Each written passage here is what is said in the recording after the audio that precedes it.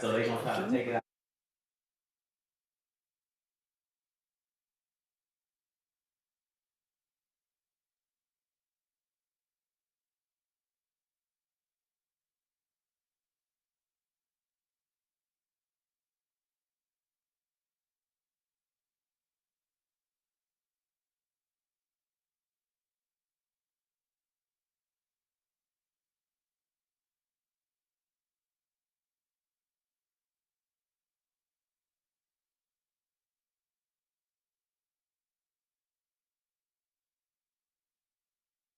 All right. Good afternoon, ladies and gentlemen. Welcome to today's budget work session. Madam Clerk, I call this meeting to order. Yes, sir. Madam Administrator, I think the floor is yours. All right. Good afternoon, Mr. Mayor, members of the governing body. Here we go again with our budget work session. So, our goal today is to address the questions that you raised during our budget work session previously. Before we do, however, I again wanted to share this slide from the budget presentation. Of course, this is a long list of items we need to dig into for 2025, 2026, and beyond. None of these items have quick fixes. They need careful thought and consideration. And as I've said, the more we dig, the more we find. I know all of these issues are already on your mind. For example, the mayor asked about landfill fees, which are part of our cost recovery model. But I would be doing you a disservice if I did not take time to work with the departments to look at each of these items holistically. Changes to one revenue source or one program can have ripple effects in other areas that are not immediately obvious. So I'm asking you, again, for the time and space to have those conversations over this coming year. You will always hear me say the budget is a living document. It will change many times throughout 2025 as we have new opportunities and learn new information. I'm looking forward to digging into these issues with you. Now, we will turn to some of your specific questions for this 2025 budget. We previously provided you with information about vacancies over a year old. Commissioner Pulliam requested we provide additional information about all of the respective vacancies. Here are the vacancies in the general fund as of October 31st. As you can see, at that moment, we had 109 vacancies in this fund. At the minimum salary, and just looking at salaries, that totals about $4.9 million, or 4% of the total general fund budget. Please keep in mind that many of these vacancies are fairly recent. 69 have only become vacant in the last 12 months, and 20 became vacant in September or October. And some are in the process currently of being filled. Here are the vacancies in other funds as of October 31st. As you can see, we have 428 vacancies in other funds. The right-hand column shows the vacant salaries as a percentage of each fund. For example, the 167 vacancies in Fund 273, which is the law enforcement fund, make up about 10% of the sheriff's total budget.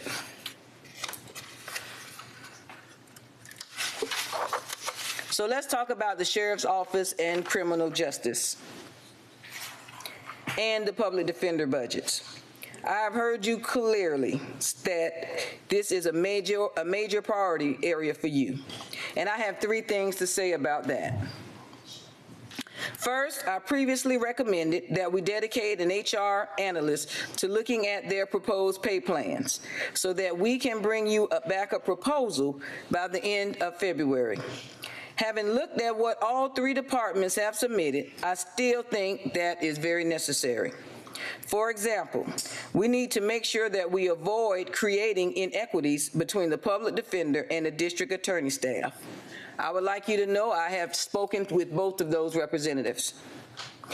I've also spoken with the sheriff's staff as well, as their current request would cause inequities. That would only compound the external competition they are both currently facing. I am not talking about a year-long study, but we need our subject matter experts to dig into the details. That person will start on this project December 2nd. Second, when we bring that proposal, we will also bring recommendations for funding it. We have taken a hard look at the budget and identified some areas we may be able to cut. as projects develop and the true costs are known. For example, the scope for the Craig Horton project is changing as late as the past few days, which will affect the general fund budget. We have also identified funds within the existing public defender budget request that can be reallocated to personnel.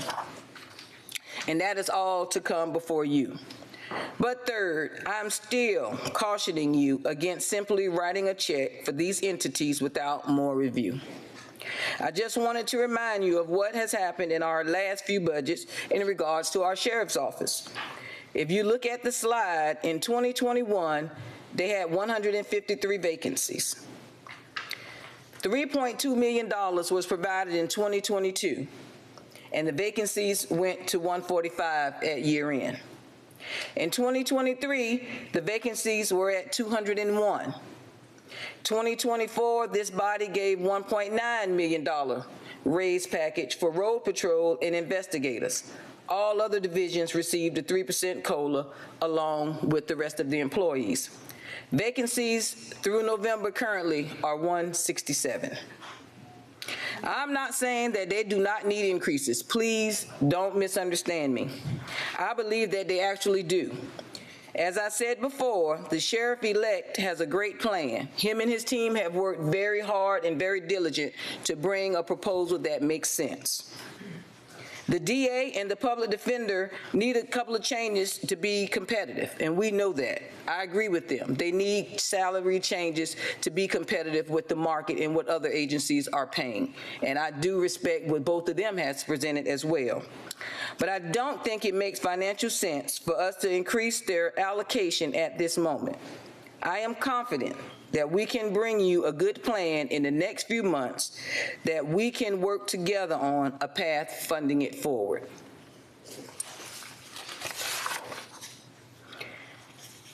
Now, let's look at the ACE Downtown program. You have been very clear about the importance of the ACE program. And I don't disagree that the ACE program has done a wonderful job. And due to the nature of the services that the ACE program provides, we are able to reallocate this program to our Urban Services Fund, which allows us to fully fund it under Urban Services because it meets the criteria to be considered under the Urban Services Fund. These funds would otherwise be used as additional contingency to transfer out to other funds. But the budget is balanced now with this reallocation, and I'm comfortable with recommending that we proceed. Other questions that were proposed at the previous meeting. What is the status of funding for the ARP-funded Riverwalk project? Those funds are still allocated for ongoing repair projects. What happens with the $125,000 allocated for debt service for the Cyber Center parking deck? Those funds will resume flowing back to Destination Augusta per the contract that was initiated. What is changing with the Convention Center budget for 2025? Revenue and expenditures estimates are both increasing in line with their actual trends. There is no difference to the Augusta's cost. And what is changing with the recreation budget for 2025? The previous director had moved existing personnel between the accounts within budget, but there is no change to the respective budget overall.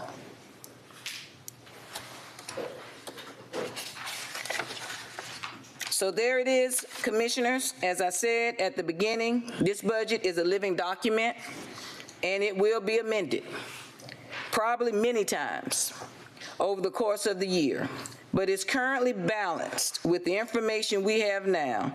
I know you still have questions, and I will be glad to talk through any of them today and throughout the months to come. But I hope you will choose to adopt this budget today at our commission meeting so that we have a foundation in place and that we can start building it together. With that, I'll address any questions that you may have. Thank you, Administrator Allen. Appreciate your hard work and your commitment to getting us a balanced budget. Chair recognizes Commissioner Bobby Williams from the 5th. Yeah, good morning. How are you doing? Good, sir. I just have a series of questions. I think you said at one point in time that we had a $7 million hole. It was roughly about an $8.7 million, yes, sir. That's where we initially started. Can you tell me what that came from? That came from, the bulk of it came, the 7 million pretty much came from the ARP funds that will no longer be in existence. That we've already used, that we won't be able to use for the future and for police and firefighters and so forth, that we Yes, sir. use for salaries and so forth. Yes, sir. That we have to come up with. Okay, that's to keep them on level. Yes, sir. Okay. Have you guys looked at raising taxes? I looked at the effect of maybe a 1 meal raise or 1.5 or 2 meal raise. Have y'all looked at raising taxes at all? We have not considered the increase in taxes. And one reason I have not is basically because I want to have an opportunity before I put that on the back of the constituents to make sure that I thoroughly review what we currently have. Okay, right now the budget that you're working on is on what we currently are looking at as far as taxes are concerned, correct? Yes, sir. Okay, so I've talked to some folks, and my understanding, one meal raise would get us maybe 7 to 8 million. I think 1.5 would bring us about 12 million. I think people I talked with said about 2 meal would really do what needs to be done in Augusta. I don't want to ask you personally because I know it's not your job as far as raising taxes or what have you, but I think right now with the way things are that, we walk around in Columbus, Georgia, Augusta, Georgia, whatever, we always say that we're the second largest city in Augusta, Georgia, but we act like we're a much smaller entity, like one of the smaller towns around here because we always talk about what they're doing in Columbia County, what they're doing in Aiken, what they're doing in Waynesboro, what they're doing in the surrounding areas, but we never consider the fact that in many of these areas, when they do a tax increase or they ask for taxes, people just pay them. We sit up and all we do is complain. We had increase with homes and whatever lately. That wasn't on us, that was state. But the thing about it is that they said that we had been paying a below average valorium for our homes in the beginning, and that they were just bringing us up to par. What I believe that this commission needs to, and I know our Board of Education did it, I think, 2 years in a row because they need the money. I believe that this commission needs to have enough gumption to add, if nothing else, 1%. 1.5%, I understand, would give us about $12 million additional dollars in our coffers, and that we could add to our budget. We would be able to fund the police as they want. The sheriff's department, we would be able to fund the DA's office. We would also be able to cover the hole that you're talking about with the monies that will be left because of ARP.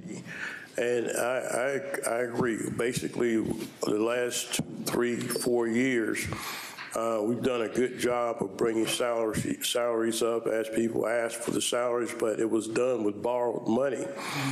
Borrowed money that we don't have at this point in time. And we knew that it was going to come due at some point in time, and now it is due $7 million, or as you said, $8 million. The Sheriff's Department is asking for 5.3. DA's office is asking for 2.35, something like that. But we still have $3-4 million that we need to give to the fire department that we haven't thought about. They want additional monies for, trucks and equipment and personnel and what have you. We're not even thinking about the training that we need to do. Well, we need to stop thinking like a second-tier city and start thinking like a first-tier city. I know we've got, and I'm going to go right down your street, we've got some commissioners who don't think if they do our tax increase or whatever they're going to get, they're not going to get elected the next time. Well, sometimes you need to sacrifice for the good, but that doesn't mean that you're not gonna be elected, because what you should have done when you ran, you should have been running for the good of the city and what the city really needs. And right now, I think that we really do need to consider, I would say, a 2% tax increase. I understand that we have a cap. I think we've got about 4 meals left. I think that if we were to do 2, that would bring us the monies that we need going forward. So I would urge each of the commissioners to look within their hearts. You got a lot of folks like myself, I won't be back, and then you got some other folks who are on their second term, and after this, they won't be able to run for 4 years anyway. Hopefully people that don't like them will think about it twice next time they run, or what have you. In other words, we ought to have 6 folks up here who are willing to sacrifice or do what they need to do in order to get the city where the city needs to go. And I think $12 million, additional $12 million will help us get out of this hole. We're never going to reach where we need to go if all we do is sit in place. And that's all we've been doing for the last 4 or 5 years, because all we do every year is roll back taxes. Well, if you roll back enough, you don't get enough. So I'll sit and I'll think of something else before December 31 to come back and say, but, I'm behind you. But at the same time, we need to make sure, the DA, I had conversations with him. His thing is that he needs recruitment for his office. And his understanding, my understanding in talking with him was that you have graduations around February, and then you have them around July. And that if he doesn't get at least $1 million, that he won't be able to get the folks that he needs in his office. We understand that the sheriff's department needs more money to give raises so that he can attract more people from other entities around the city or outside the city or what have you, so that he'll have the folks that he needs. I understand the sheriff, not the sheriff's department, but the fire department needs folks, need new equipment. They turned over 1 or 2, so they need to replace 1 or 2. I may have replaced it, but they got some other stuff that needs to be done. So I'll shut it down for right now, but I'm going to be on that road about we need to increase taxes. And I'll probably get some calls about it. They're probably the main people that need to pay something. They're probably not paying much or nothing. Thank you. Bye. Thank you, Commissioner Williams. Chair recognizes Commissioner Tony Lewis from the 6th.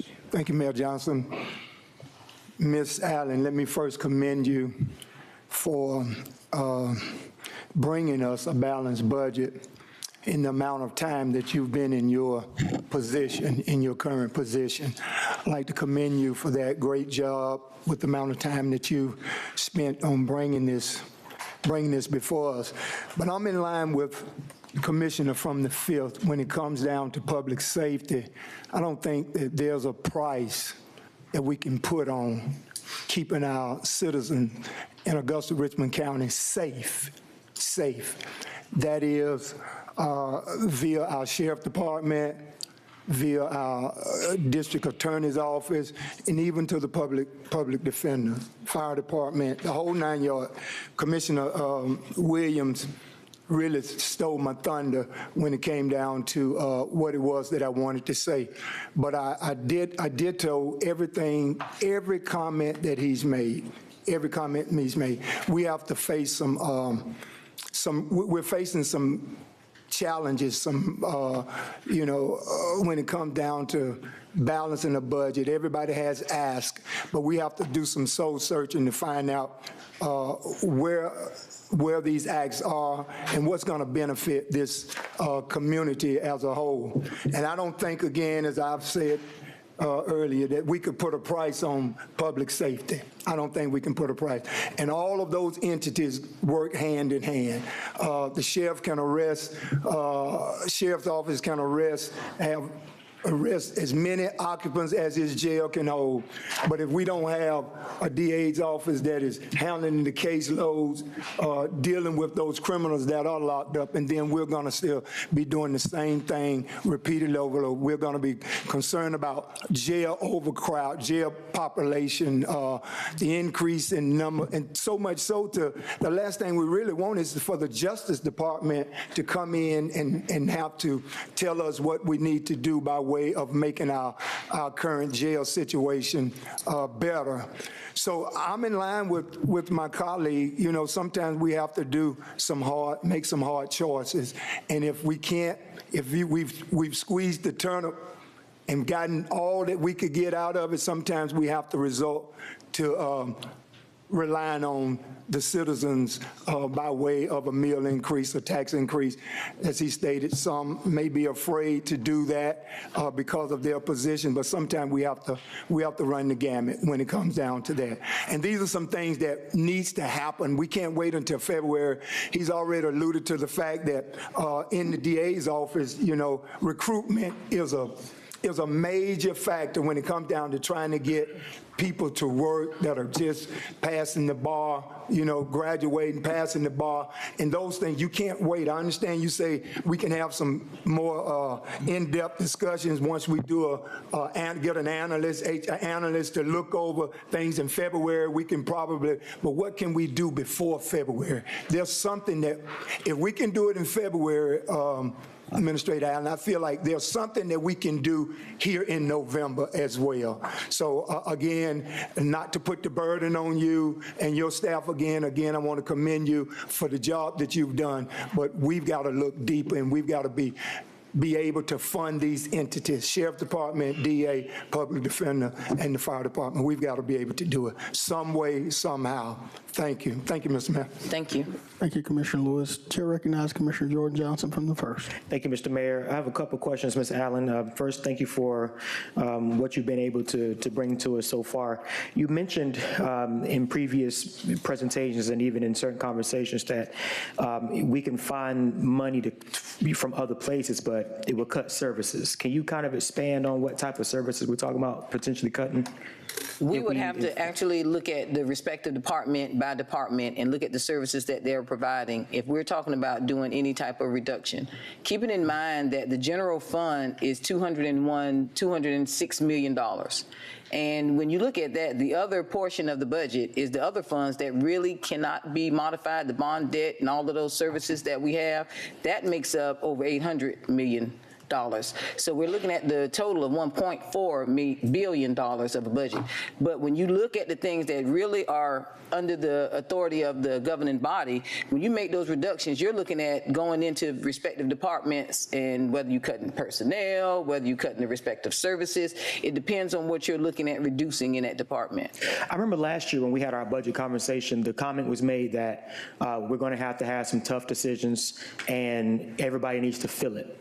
And I think it was directed from this body to go into the departments and tell them to find somewhere to cut. And if you don't find it, we're going to find it for you. Mm-hmm. I thought that was a pretty heavy-handed approach, but it passed on this body. I didn't vote for the budget cuts last year, of course. But I think that what was said last year definitely applies to this year, that there are some areas where we can definitely cut government spending to apply to some places where we feel like the money could be better spent. I don't advocate to get into the business of the departments, but I made a comment and said there was no wasteful spending, and folks laughed. And I still believe that, no, there isn't much wasteful spending. However, there are some areas that we could potentially cut back to find the money for the DA, for the sheriff, for the fire department, and for some other places. I think that that's something that we need to do, even if it's just an exercise to figure out what numbers can we bring back. I think it would be prudent to get that done. I also want to ask you in regards to the $500,000. I know you and I have had a conversation about it. I know those are American Rescue Plan dollars, and the federal government has specific guidelines that you could use American Rescue Plan dollars for and what you couldn't use it for. Mm-hmm. Have we determined whether or not moving that $500,000 and replacing it to the general fund is a eligible use via the Treasury's determinations, Department of the Treasury determination. Can we explain how it is eligible?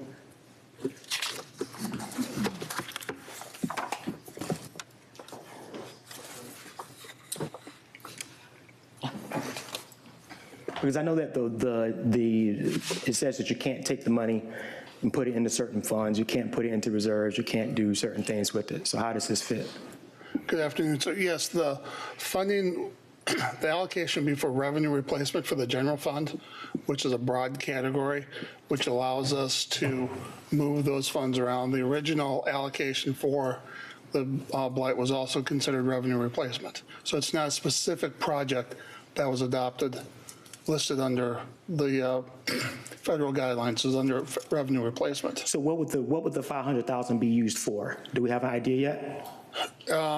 Not specifically, it was just a matter of balancing the budget, sir.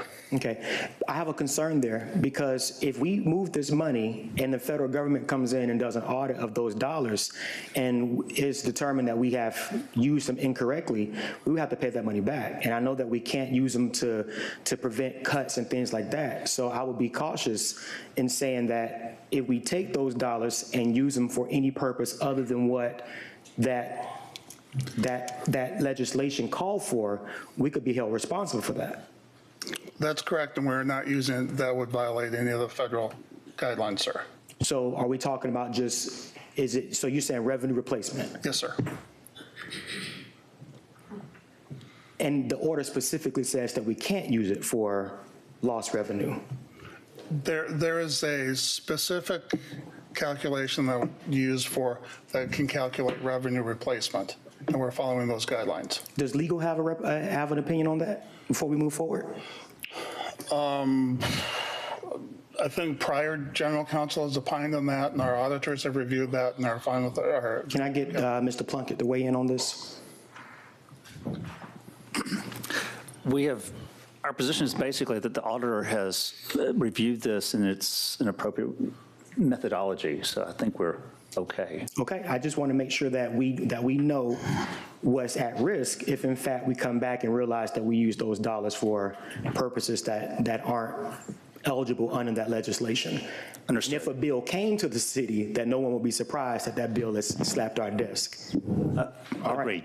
Okay, and then last question is in reference to the $7 million shortfall. Is that specifically for the positions that were funded through ARP? No, sir, that's not specific for positions. That's just general programming. The $7 million also includes, I believe, approximately $2 million that we've used to offset health insurance costs. So it's just a matter of everything that was approved, the ongoing operations that have been previously approved that were funded through ARP. Mm-hmm. And so with that money going away or that money being expended, what is our plan to get that bill, so to speak? Are we still potentially going to move forward as though we have those dollars, or are those operational methods, whatever we just mentioned, going to expire? They're going to go away, are the positions going away and everything else? That's a decision for the body, sir. Well, I mean, that's why I'm asking the question, because if we're calling it a $7 million shortfall because the dollars are gone and we're still planning to operate as though they have not, then absolutely, that'll cause a shortfall, that'll cause a hole. But if those dollars are gone and we operate as though those dollars are gone, then there's no deficit. Those dollars have just expired. Am I understanding that incorrectly? And please feel free to tell me I am if I am. No, I think you're right, sir. It's just, we've used that to balance the 2025 budget. And then decisions will need to be made in going forward, either this year to eliminate those programs or redirect the funding or find other. So basically we're saying we have a hole that's not really a hole. It's only a hole if the commission decides to move forward as normal. But if the commission decides to cut those programs or to operate as though those dollars have expired, then there would not be a $7 million hole. We would have to reduce the current programming levels, yes, sir. I mean, that's the conversation that should be held during this budget cycle. I mean, how can we even begin to say that the budget is ready to be passed today when something as serious as ARP money or housing dollars or federal legislation has not been dug into? I mean, I think that's where the frustration is coming from right now, and it's not frustration directed towards anybody specifically, but we need to have those conversations about how we want this government to look going into 25 versus saying we're just going to go into 24 way and we're just going to figure it out. Eventually, we're going to have to dig into this. And I wanted to ask those questions on the floor because I'm not sure that there's full understanding about how serious what we're talking about is. If those $7 million are gone, then we shouldn't be budgeting for something that's not there. Therefore, we shouldn't be out here saying we have a $7 million hole. So I'm gonna leave the queue because I'm just gonna leave the queue. I think that we need to do a little bit more digging before we start passing this thing. If I can respond, Commissioner Johnson, you're exactly right, and that's what I've been asking, is for us to have the time to do the digging. We have, we had something called Hurricane Helene come up, and I can assure you, if I had the time to sit and go through every department and reduce any respective overspending, I would. I am all about making sure we're fiscally responsible, but we have done as best we can at this time. The majority of that 8.7 million was 5.5 million in the water meters that was coming from the utilities for ARPA funds. So it's not necessarily the entire $7 to $8 million is based on personnel and those things. Please note that we are doing what we can to look forward to 2025, and that's why we're asking for that additional time, to give us time to do and perform the due diligence that I think you're asking us to do.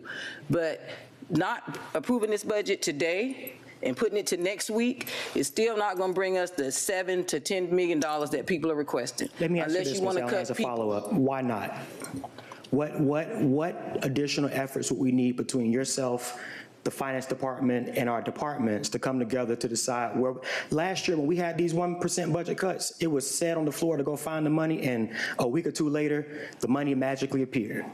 And again, this is not directed towards you. All I'm saying is you have presented what you could present, and I appreciate you for that. But just to say that we didn't have the time to do it doesn't suffice, because we still have to operate our government. And to wait first quarter next year, it might help us, but I mean, it's like we're going into another year in the dark and not really knowing what's going to present itself first quarter. First quarter might turn into second quarter. So I'm just asking, just from a goodwill faith perspective, what type of time frame would you need to sit down with our HR department, with the finance department, to really dig in to figure out where can we make some sacrifices to fill some of these holes, and then what additional time do the commission need to dedicate in order to figure out what we want to do with this perceived shortfall? We have, and please don't mistake that we have not been digging and staying here late nights and going through this. I don't want to give that impression at all, because I will commend this team for staying many nights, working on weekends and everything else with me to go through this budget. Sure. So they have done a phenomenal job in trying to dig. I have talked to every new official elect coming on board, judges and everybody else, to make sure that I take the time to express where we currently are. So we are doing everything that we possibly could be doing in less than 60 days to provide you a balanced budget. But I do want you to be cautious. These decisions and where we are today didn't just start today. This has been ongoing for a couple of years, a few years. So you're asking us to come back in less than 60 days and have the magic pill. There is no magic pill at this point. In order for me to even diagnose and submit a pill to solve the problem that we're sitting in Augusta is right now, it's going to take that diligence and it's going to take that time. And I want to do it right. About how many days? We have done all of these things in the past without thinking forwardly, and without thinking when we did these various contracts like train and things of that nature. Now we have to come back and pay the maintenance on it. These are things that are a part of this budget that may have been great decisions. I'm not questioning that.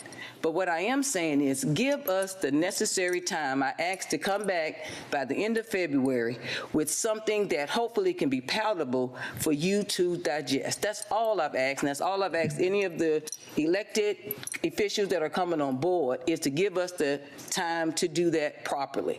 I can go back in the room right now in 30 minutes and say, I'm cutting this, but it is not going to be the right solution that I feel I'm comfortable with doing just to make a certain group happy.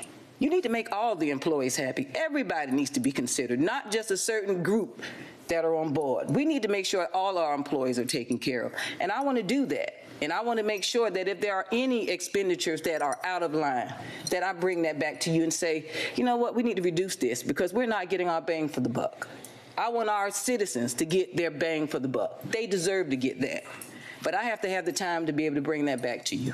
And that is all I'm asking, Commissioner Johnson. So about 60 days. End of February, yes, sir. 60 days. You're welcome. All right, Commissioner from the First yields. Chair recognizes Commissioner Catherine Smith McKnight from the Third. The floor is yours, madam. Thank you, Mr. Mayor. I just want to say thank you, Administrator Allen, for what you put together. You and I have had a few conversations, and I'm putting my faith and trust in you. And I do want to say this. It seems like my colleagues and I are speaking the same language when it comes to we can't put a price on public safety. I mean, there's no way. With 43 murders and 40 fatalities this year, that's a lot more than, that's to me a lot more than last year. It just, the sheriff's office is originally was asking 5.3. Yes. And the DA was asking for 2.3 million.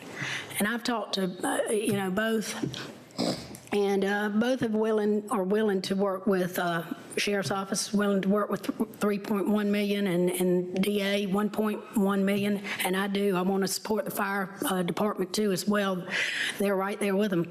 But at the end of the day, they're willing to work with us, and I agree to, give them something now and do what you're saying. You're saying that come back in February and work with them. So if that's where we are, I want to make sure that if we do this, we get them some money in February.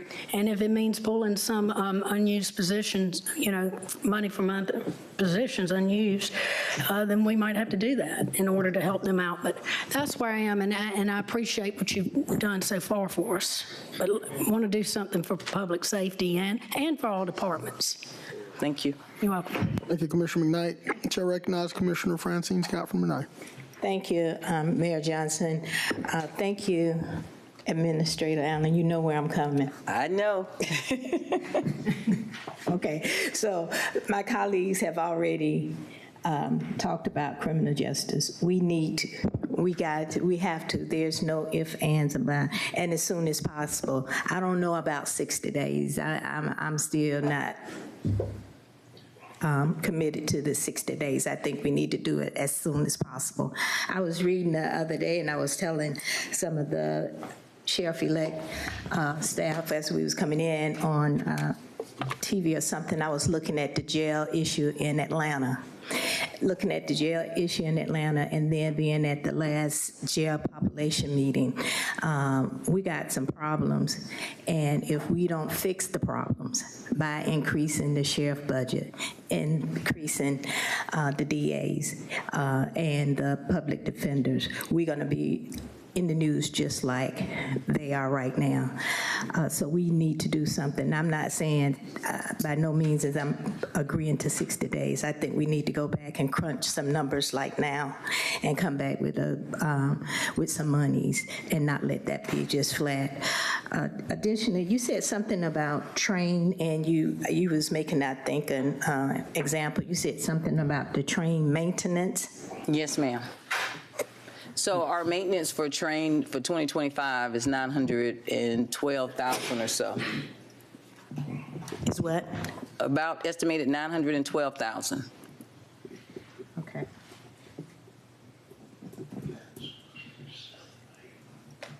And that's a contract that we're currently in? Yes, ma'am. Please understand, I agree wholeheartedly with y'all with the sheriff's office in the court system. I do. And if y'all, if y'all want to say we want to, those are the tough decisions that this body is going to have to make. If you want to say we're going to cut out NGOs, that's your $7 million right there. I'm not recommending that, but I'm saying if you're saying y'all want me to come back with some tough decisions, are y'all willing to absorb those tough decisions of saying $7 million goes to our non-governmental operations? That will fund your sheriff. That will fund your district attorney. That's what y'all want to do?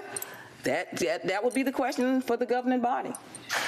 And these are the things that I'm saying are tough decisions. But you won't have and NGOs do a great job in our community. I am not by any way advocating that, but I am saying those are some of the real tough decisions.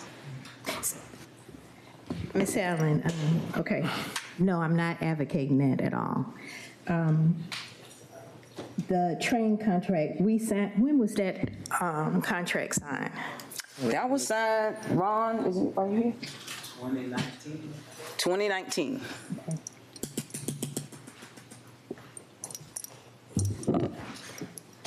Okay, I had one other question. I'll stay in the queue, but go ahead instead. All right, thank you, Commissioner Scott. Commissioner Stacy Pulliam from the second. The floor is yours. Thank you, Mr. Mayor. Thank you for your presentation, Administrator Allen. My question is, what is the forecasted sales tax and property tax for 2025? Can I speak on that?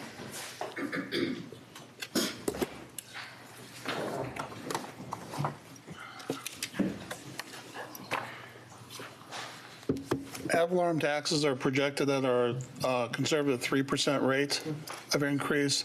Sales tax, we're projecting using a 5% increase over current collection rates. So what would be the difference between 2024 and 2025?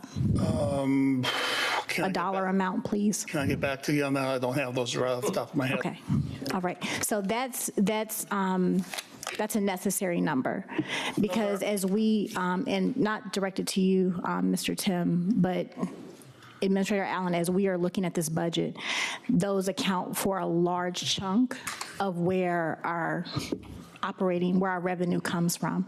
So without those numbers, that's like the foundation of our conversations.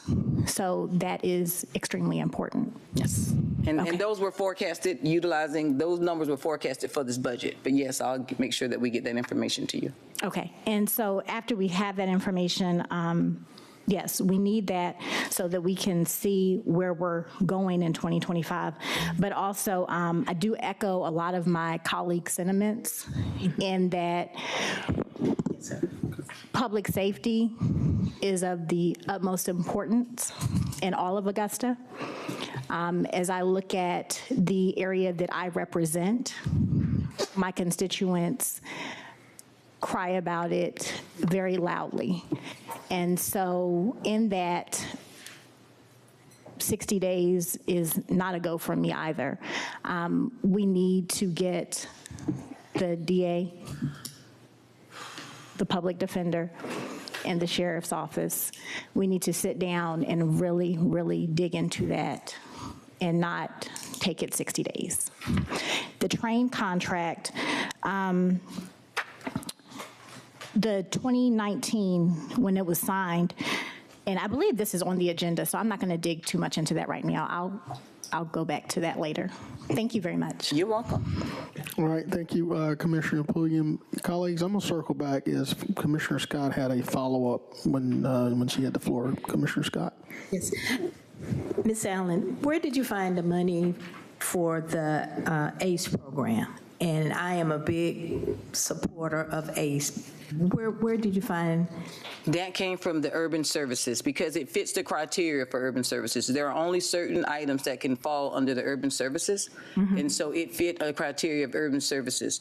So some of the respective contingency that was stored in the reserve in the urban services account are being utilized for the actual ACE program. Thank you. You're welcome. All right, thank you, Commissioner Scott. Chair recognizes Commissioner Bobby Williams on the 5th. Yes, sir. Yes, ma'am. You said you wanted 60 days. Is that when you want us to vote on the budget, or you want us? No, sir. I want you to vote on that budget today, if possible. I want you to agree to the budget today as possible, because I will tell you. With the actual numbers that you have right now? Yes, sir. It's the balanced budget. Keeping in mind, the budget will change. I mean, it's a living document. It's a fluid document.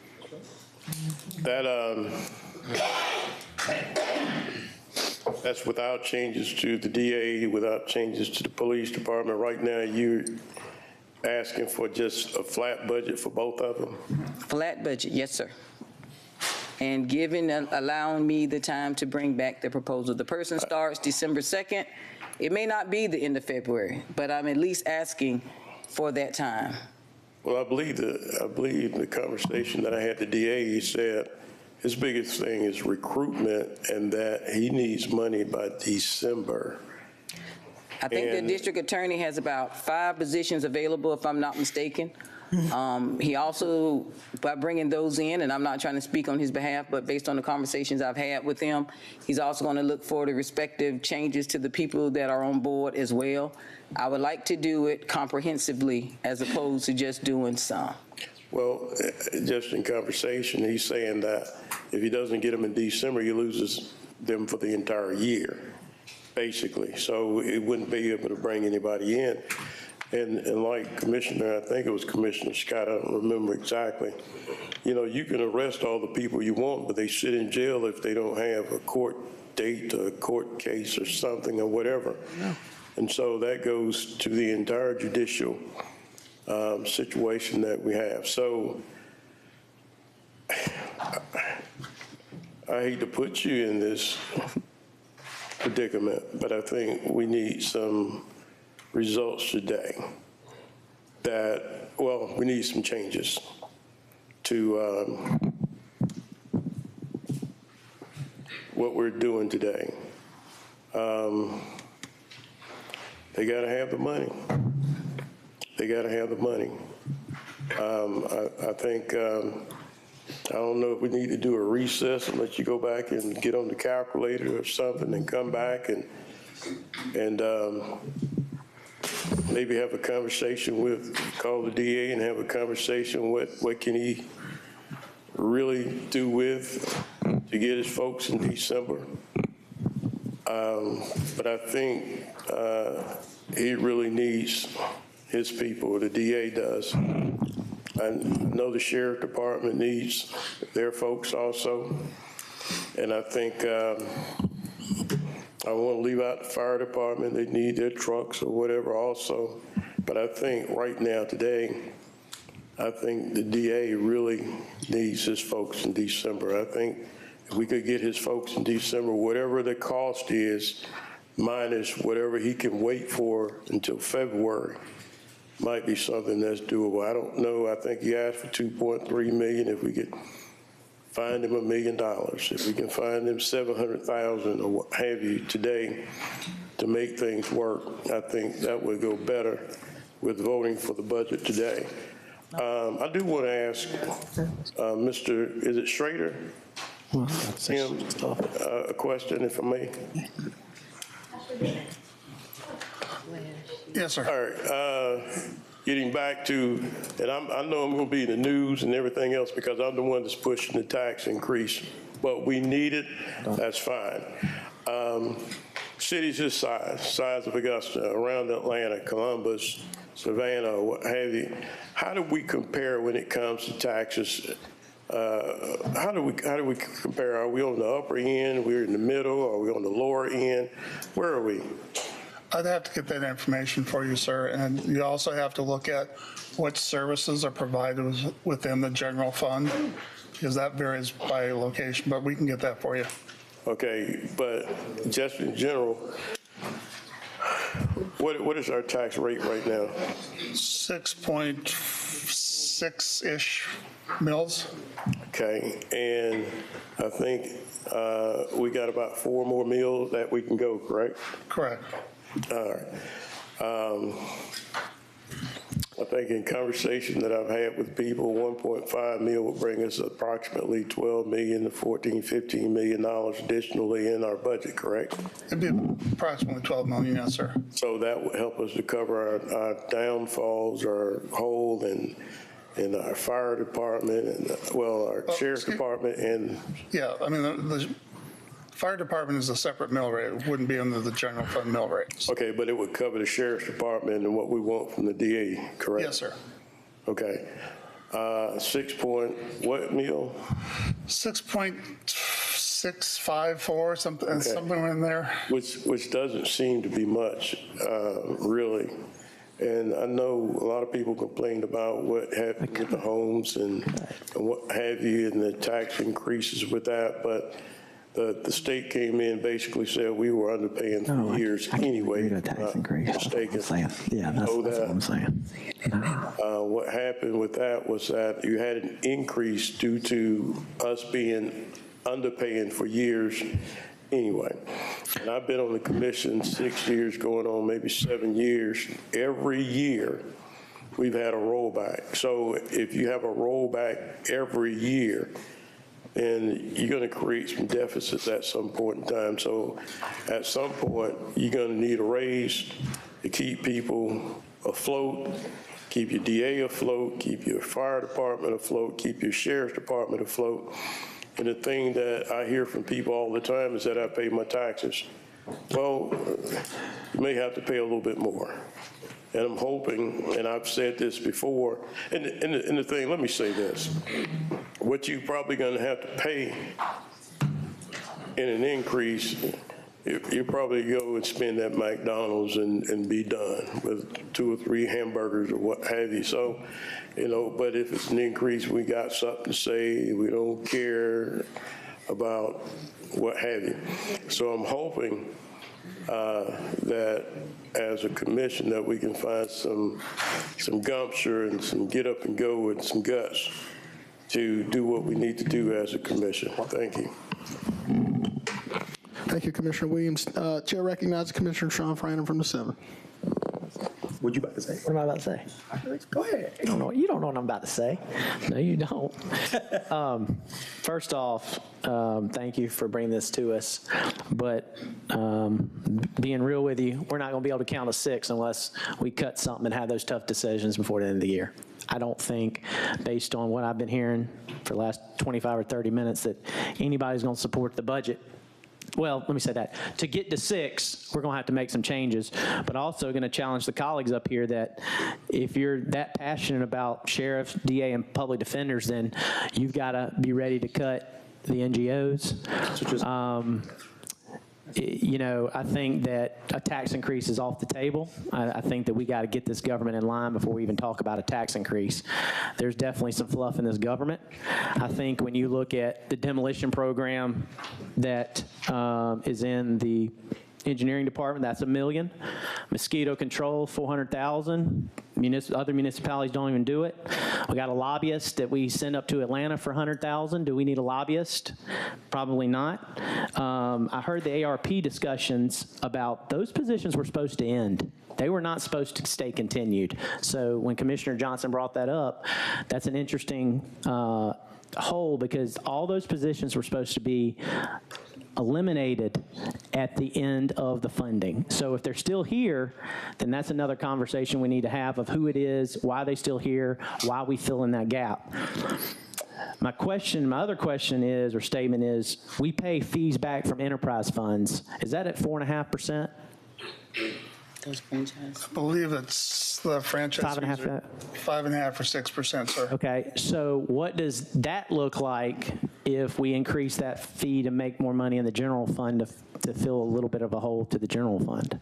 You'd be decreasing resources to the enterprise funds. Yes, but some of the enterprise funds are solvent and can handle it. Is that, like, if it went from 5.5 to 5.75, like, how much money does that bring the general fund? How much money could the enterprise funds handle that? Well, you have one enterprise fund that is saying that they're struggling now because of their fee structure. So we'll look at that, sir. I just think that we've got to fill some of the gaps. I think when I hear 3.1, 1.1, I'm not even sure what the public defender number is, but on just the 6 things I've mentioned was over $3 million right there. And I'm not just throwing it out, like these are things that like this commission's going to have to make tough decisions, because not having mosquito control, yeah, that might affect some people, but if we look at the grand scheme of things, like what's more important, public safety or mosquito control? I mean, those are the decisions we're going to have to make. I think that some of those positions that have been in the departments that were in the presentation, let's be honest about it, some are left there because they need for overtime support and other funding. Like they're still using that money. So what does that do to the department if we take some of those positions? Unfortunately, like I was ready to support the budget because I understand the thought process of like giving you time to make the changes and have the discussions and that sort of thing. But when I hear the colleagues and when you count the numbers, let's just be honest, there's no way to get to 6 unless we have those discussions. So my recommendation is that you know, the things that you mentioned, it's going to be tough to say it. But if we truly want to support the Sheriff's Department, the DA, public defender, the NGOs have got to take a hit. That's just the way it is. They raise money. That's just the life of the party here when you're a nonprofit. And then we've got to look at some of these areas that maybe not, utilization is maybe not as grand and that we might have to cut those services. I still say that the ARP funds, is there any could be redirected in this year, or are they all based on salaries and based on things that are already like streamlined where we have to go? And then the last thing is like, if the positions were ARP funded, they should not continue after this year. I mean, that was what we discussed, and here it's a gap. I mean, I'm sorry for those people that came in under that preface, but we made that decision 3 years ago when Odie Donald was here.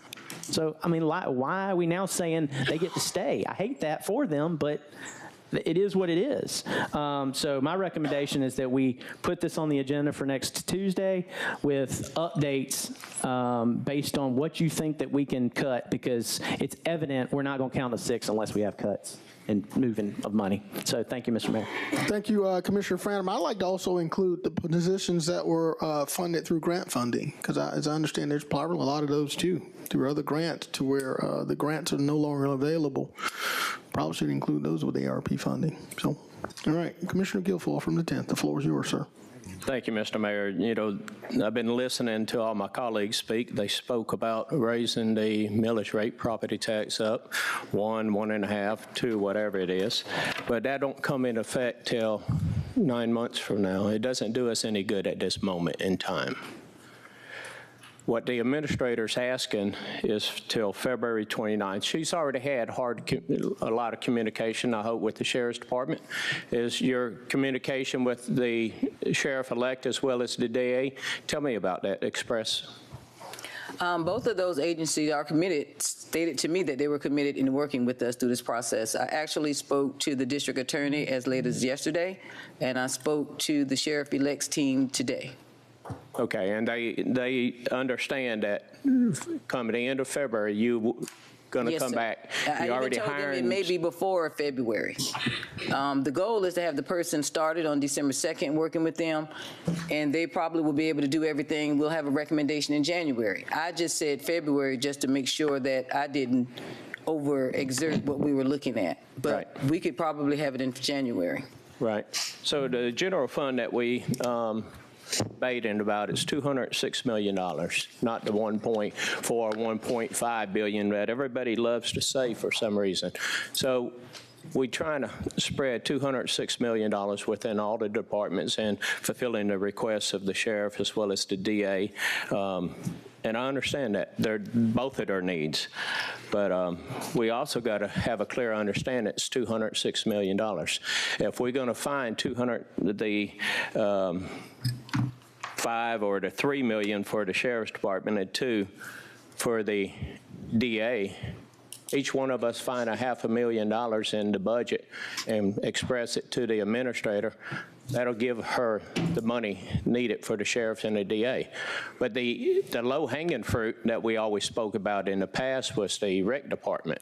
You know, that was always the one department that always got picked on. But you stated in the beginning of your presentation, the more you dig, the more you find. Yes, sir. Tell me what you're talking about. Well, we weren't aware. Originally, when we started looking at this budget, 8.7 million was definitely not on the respective radar. Then we start looking at the various agreements that we have in place, such as the train situation. And so those, as more you look and the more obligations, contractual obligations that we have, the more we realize some of those respective funds are obligated by a contractual agreement that we have with the actual contractors. So the more we start looking at the respective expenses, keeping in mind a lot of these are forecasts, and that's what you do. You have to forecast. You have to look at your respective trends when you're talking about the sales tax revenue and things of that nature. You would never be dollar on dollar because they're just not how budgeting and or forecasting works. Forecasting is forecasting, and you're making that respective guesstimate based on your trends. So the finance department is utilizing our trends and what has been happening as it relates to the sales tax to make those respective adjustments and or recommendations to the governing body. So the more that we've started looking at various things, the more I've started looking at the various operations in the organization as a whole, there are opportunities to streamline things. I am not here to say that they're not. I agree that we need to, but it won't be done by the end of December. Right. You know, I can't streamline and change this by the end of December. This is our budget for 2025. This is our operating budget for the 2025.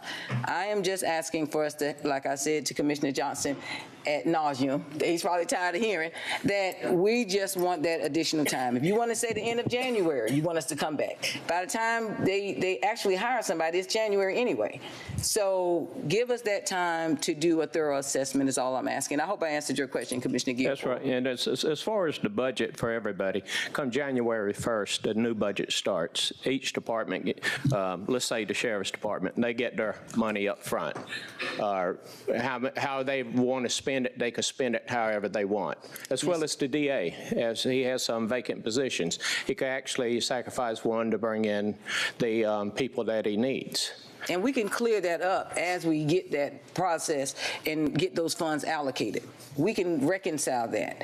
We just want to make sure there's a structure in place. Right now, we do not have a step process, a structure in place for the hiring of the attorneys with the 5 years. The things that I've sat down and spoken to them about that they're looking to have, we don't have that structure in place. I can give the allocation of the respective funds if we had it, but it still would not address the structure so that when they do start hiring, they have the structure in place to do so. Right. Well, let's see where this goes. I know that even if we don't get the budget passed this year, so be it. We could do it January as well. We have done that we've done that before. Is that correct? We had to keep the meeting. Yes, sir. You keep the meeting open. I see Ms. Bonner's head. I know she's the, the expert. Yes. But we really want to get it approved so we can get to really digging and not, let's go and address some of these issues that y'all have. Thank you. Thank you, Commissioner Guilfoyle. And sitting here looking at the budget, $206 million of that law enforcement is $79 million, so that roughly gives us $127 million to cut from. So, all right, Commissioner Johnson from the first floor. Thank you, Mr. Mayor. Thank you, Ms. Allen. I am not tired of hearing you say that to nausea, I promise you. I think you're doing very much so your due diligence to get us where we want to go, and we appreciate you for that. Thank you. So I have two additional questions, and I'm gonna stop talking, I promise. We have roughly about $600,000 left in ARP to be recaptured, correct?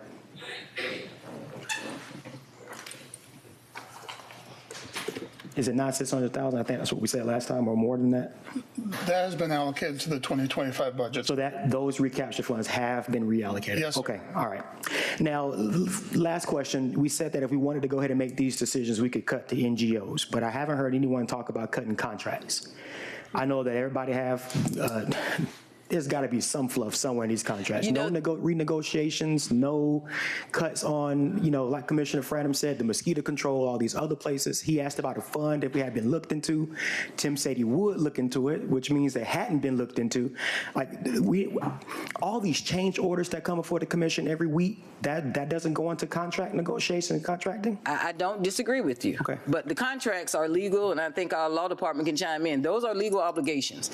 You can try to to negotiate, but if I'm a contractor and I have an agreement with you that you've signed off on, I am not going to lessen my amount because you signed off on it at that time to state that you agreed with the cost. But we do have the ability to renegotiate, and we have out clauses in contracts as well, don't we? You can it depends on what the verbiage is in the contract. I know I'm speaking in your language now, Jim, so I'm just a backyard attorney. You can, if exactly, if you have that respective verbiage in the agreement that allows for negotiations prior to a respective, and you're saying I'm going to terminate this agreement, and that may open the door for the actual conversation of renegotiation. However, it's not many of those agreements, and not many vendors are going to allow that, because then they're going to have to calculate their respective loss, because they base their, their expenditures and their revenues on that contract. Okay. Well, I appreciate you answering those questions. I hope that next week we'll be able to have some options on the table. I would never support cutting our community dollars. They already struggle as much as they can. I mean, they're doing what they can with pennies. I think that we need to start looking in-house at where we're spending too much and where we can recoup some dollars. There's a lot of folks that's getting rich off of this government that does nothing. They get rich off of contracts, and they don't do the work that the contract calls for. And so I will hope that we would get real serious about cutting back on wasteful spending by way of contracts before we start talking about cutting our community dollars. I could only imagine what harm that would do to the Augusta Boxing Club or to the Arts Council or to anyone for that matter, when I know for a fact, I know certain that there's folks getting contracts in this city that maybe shouldn't be getting contracts because they don't do the work. So I think all of these types of options should be on the table when it comes down to our budget. And we just, I get what you're saying, Ms. Allen, and I don't disagree with you, but I hope that we can get to some place next week. And again, Commissioner Johnson, I truly agree with you. I want to work with each of the respective departments, look at their respective contracts, make sure that, you got it, make sure that they are actually performing as they should, and make sure there is a clause that we can get out of the respective contract. If they're not performing, I don't disagree with you. We need to end the contract. We do have a lot of contractors, but I need to sit down with those department heads and say, okay, what value are we getting for the respective dollars that our citizens are paying? Thank you, Commissioner. Chair recognizes Commissioner Bobby Williams. Yes, sir. Commissioner Franum asked that we come back next Tuesday. Did you put that in the form of a motion? They were in a work session. You don't think we need one?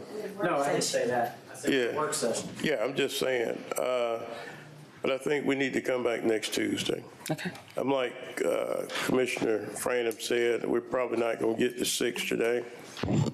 I mean, if, you asked the sheriff and the DA to wait until February. I don't know, maybe you can flip it, ask the NGOs to wait until February. So, next Tuesday you can come back with some recommendations, but I think we need to give some folks some money.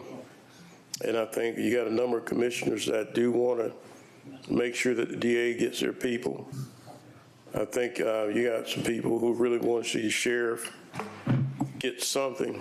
I know we're not going to get to 5.3 million, but my urging would be to come back next Tuesday and look at some recommendations, some cuts. Somewhere we are, like you said, we are going to have to make some tough decisions. When you ran for this office, you knew you would have to make some tough decisions, so you will probably end up making some people mad and angry if you come back and say maybe you need to cut this NGO until February, or need to cut down on what you give this particular NGO until February, and then we could look at it again. But there are different angles that we wish you would take a look at and come back with on next Tuesday. Okay, thank you. All right, thank you, Commissioner Williams. Ladies and gentlemen, we're going to wrap up this session in just a minute. We got a couple of colleagues in the queue. Yeah, I'm 30 seconds. Okay, you got it. Just for clarity, just so I know, when the numbers that were talked about, was it 3.1 for the sheriff, 1.1 for the DA, and what was the public defender? It was I think it is 3.1 now. It was originally 5.3 to actually do what they really wanted to do. Sheriff? The sheriff's office, Okay, yes, what sir. about the DA? The district attorney started out with 2.3 million. And then 1.1 now? That's temporary, just for January, just to get started. It so he doesn't, needs it doesn't 2 take point- care of the entire. And then what was the public defender? The public defender was a few thousand, but Oh. you would cause problems with the positions of the attorney itself. So you really can't. His salaries are different because of the state and the influx of funds that come in from the state for his positions. So his positions are state funded as well as jurisdictional, Burke County, Richmond County, those things. So based on sheriff, DA, and public defender, how much money is that? 5.5? Based on what the sheriff is asking and what 5.6 plus the respective, I would give maybe $1 million or so to the public defender, because we'd have to evaluate how the funds are spent for him. So I'd say about 7 to 8 million. 7 million. Okay. Okay. All right. I'm just kind of looking at what we need. Thank you. You're welcome. All right, Catherine Smith McKnight, Commissioner from the 3rd. I'll try to make this quick. Administrator, thank you, Mr. Mayor. Administrator Allen, is there any way that we can get with the sheriff and the DA and ask them about the minimum that they need now, and then come back and give them a balance in February? I mean, I know, but I'd just like to know, are we trying to give them the full, at the end of the day, come February, are we trying to give them the 5.3, or are we going to try to give them the 3.1? We're trying to give them, based on conversations with them, what we both, as a unified group, feel is necessary for their department. Because as I initially stated when I brought this presentation, even the sheriff-elect admitted that may not necessarily be what they really need. But he wants to have the opportunity to get in and do some assessment, and I want to have the opportunity to sit down with him as far as the process. Thank you. You're welcome.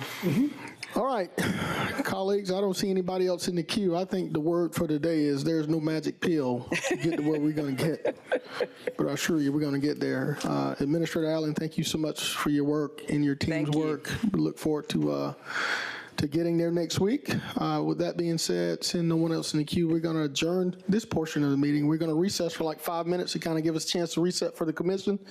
And let's reconvene at 2:25.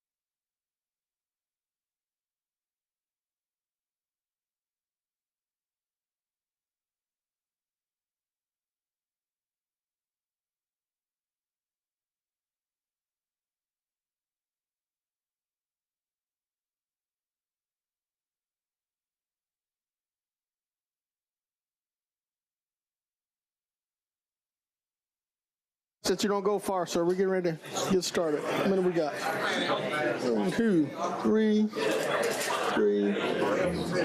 4, 5. We need one more. We need one more. Here we come. You good? All right.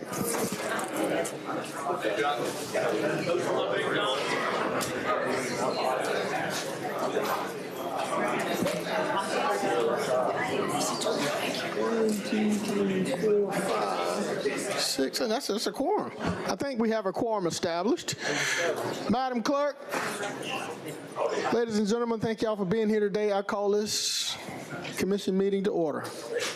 Madam Clerk, you have the floor. Thank you, Mr. Mayor. At this time, we will have our invocation shared with us today by Reverend Dr. Curtis L. West, Jr., presiding elder of the Augusta Sparta District CME Church, after which I would like to ask one of my faithful church members, Ms. Emma Burrs, if she would please join us in leading us in the Pledge of Allegiance. Would you please stand?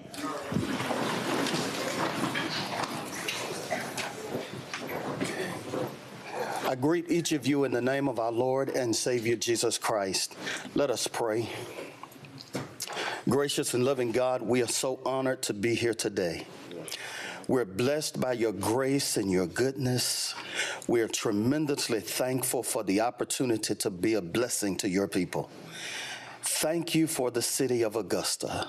Thank you for how you have enriched it down through the years and how you have made it the place that it is today. We pray for each of your leaders that you've called to serve this present day. We pray in Jesus' name that you will guard their hearts from all selfishness, that you will govern their thoughts and their minds by reminding them of your amazing grace and your unending mercies. We give you hearty thanks today for the wonderful things that you do for us individually. But as we come together as a community, awaken us to greater possibilities. Give us creative minds and hearts to do greater work for your kingdom. Lord, bless the people. Bless your leaders. And may we always remember that it is a privilege to serve. In Christ's name we pray. Amen. Amen. Amen. I pledge allegiance to the flag of the United States of America and to the republic for which it stands, one nation, under God, indivisible, with liberty and justice for all.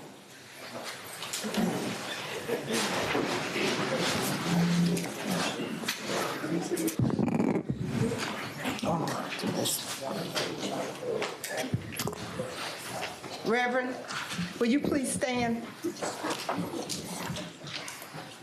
First, let us thank you, and we offer our deepest appreciation for you coming today to invoke God's presence in our proceedings. We receive your act as a kind, thoughtful, as a service to God. And with that, we again say thank you for being with us today. By these presents be it known that Reverend Dr. Curtis L. West, Jr., presiding elder of the Augusta Sparta District CME Church, is our chaplain of the day. May his spiritual guidance and civic leadership serve as an example for all citizens of Augusta. Given under my hand this 19th day of November, 2024, Garnett L. Johnson, Mayor. Thank you.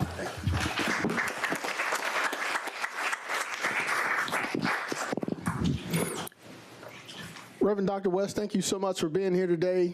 Thank you for that prayer. To the member of the Great Mount Calvary Baptist Church, thank you for leading us in the Pledge of Allegiance. Madam Clerk, let's continue. Thank you, Ms. Mayor. Call your attention to our recognition portion of our agenda. Item number A, we offer our congratulations to our 2024 September Employee of the Month.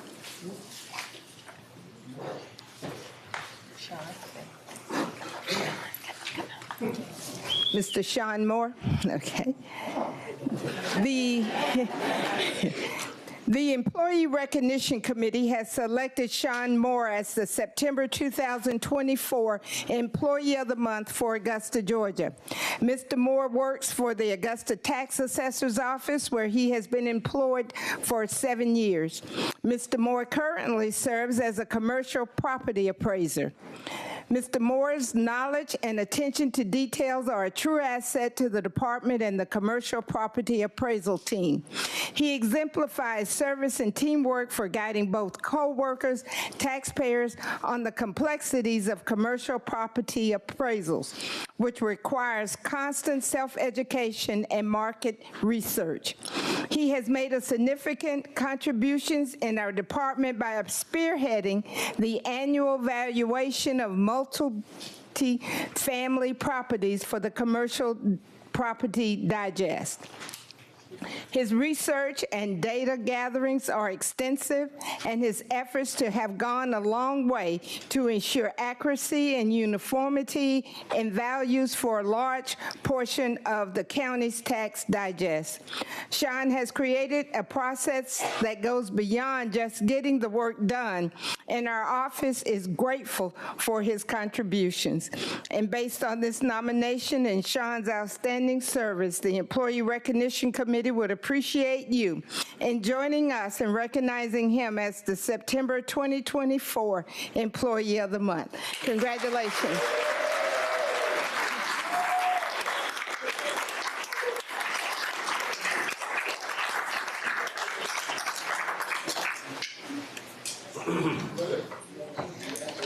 Madam Administrator, we have a few others.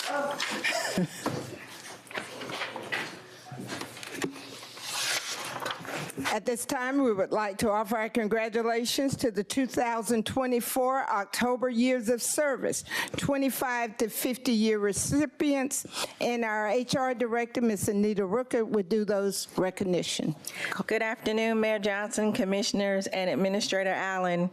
It gives HR Department great excitement to recognize our October Years of Service recipients. For the month of October, we had 36 employees celebrating 5 to 50 years of service with Augusta.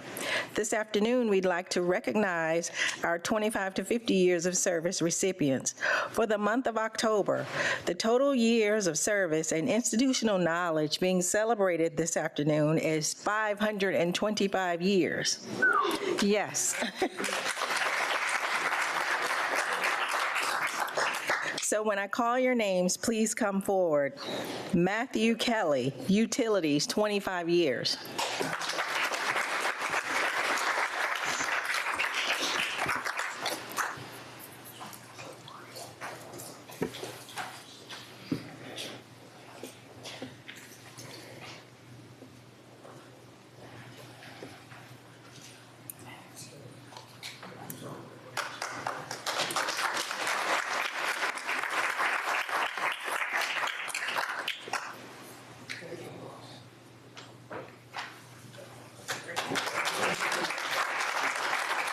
Michael Pletcher, Sheriff's Office, 25 years, which I don't think he's in here.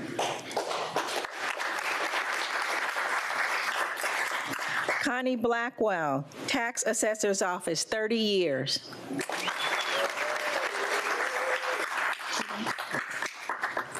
Carl Collins, Engineering Office, 30 years.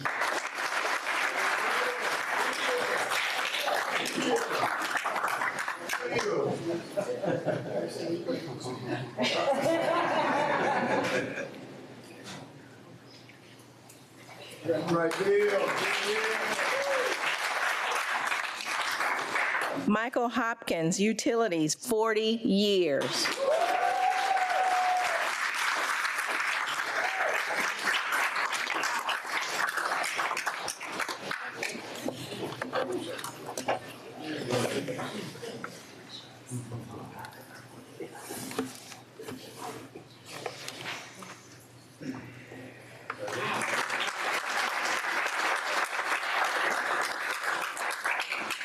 Congratulations to our years of service recipients.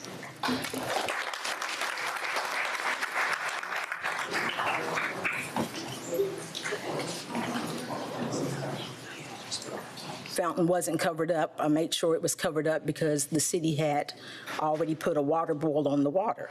So therefore, the veterans were nauseated due to the stench of the smell of the bathrooms because we couldn't flush the commode. So not only were staff and the veterans using the bathroom over top of their own bodily waste.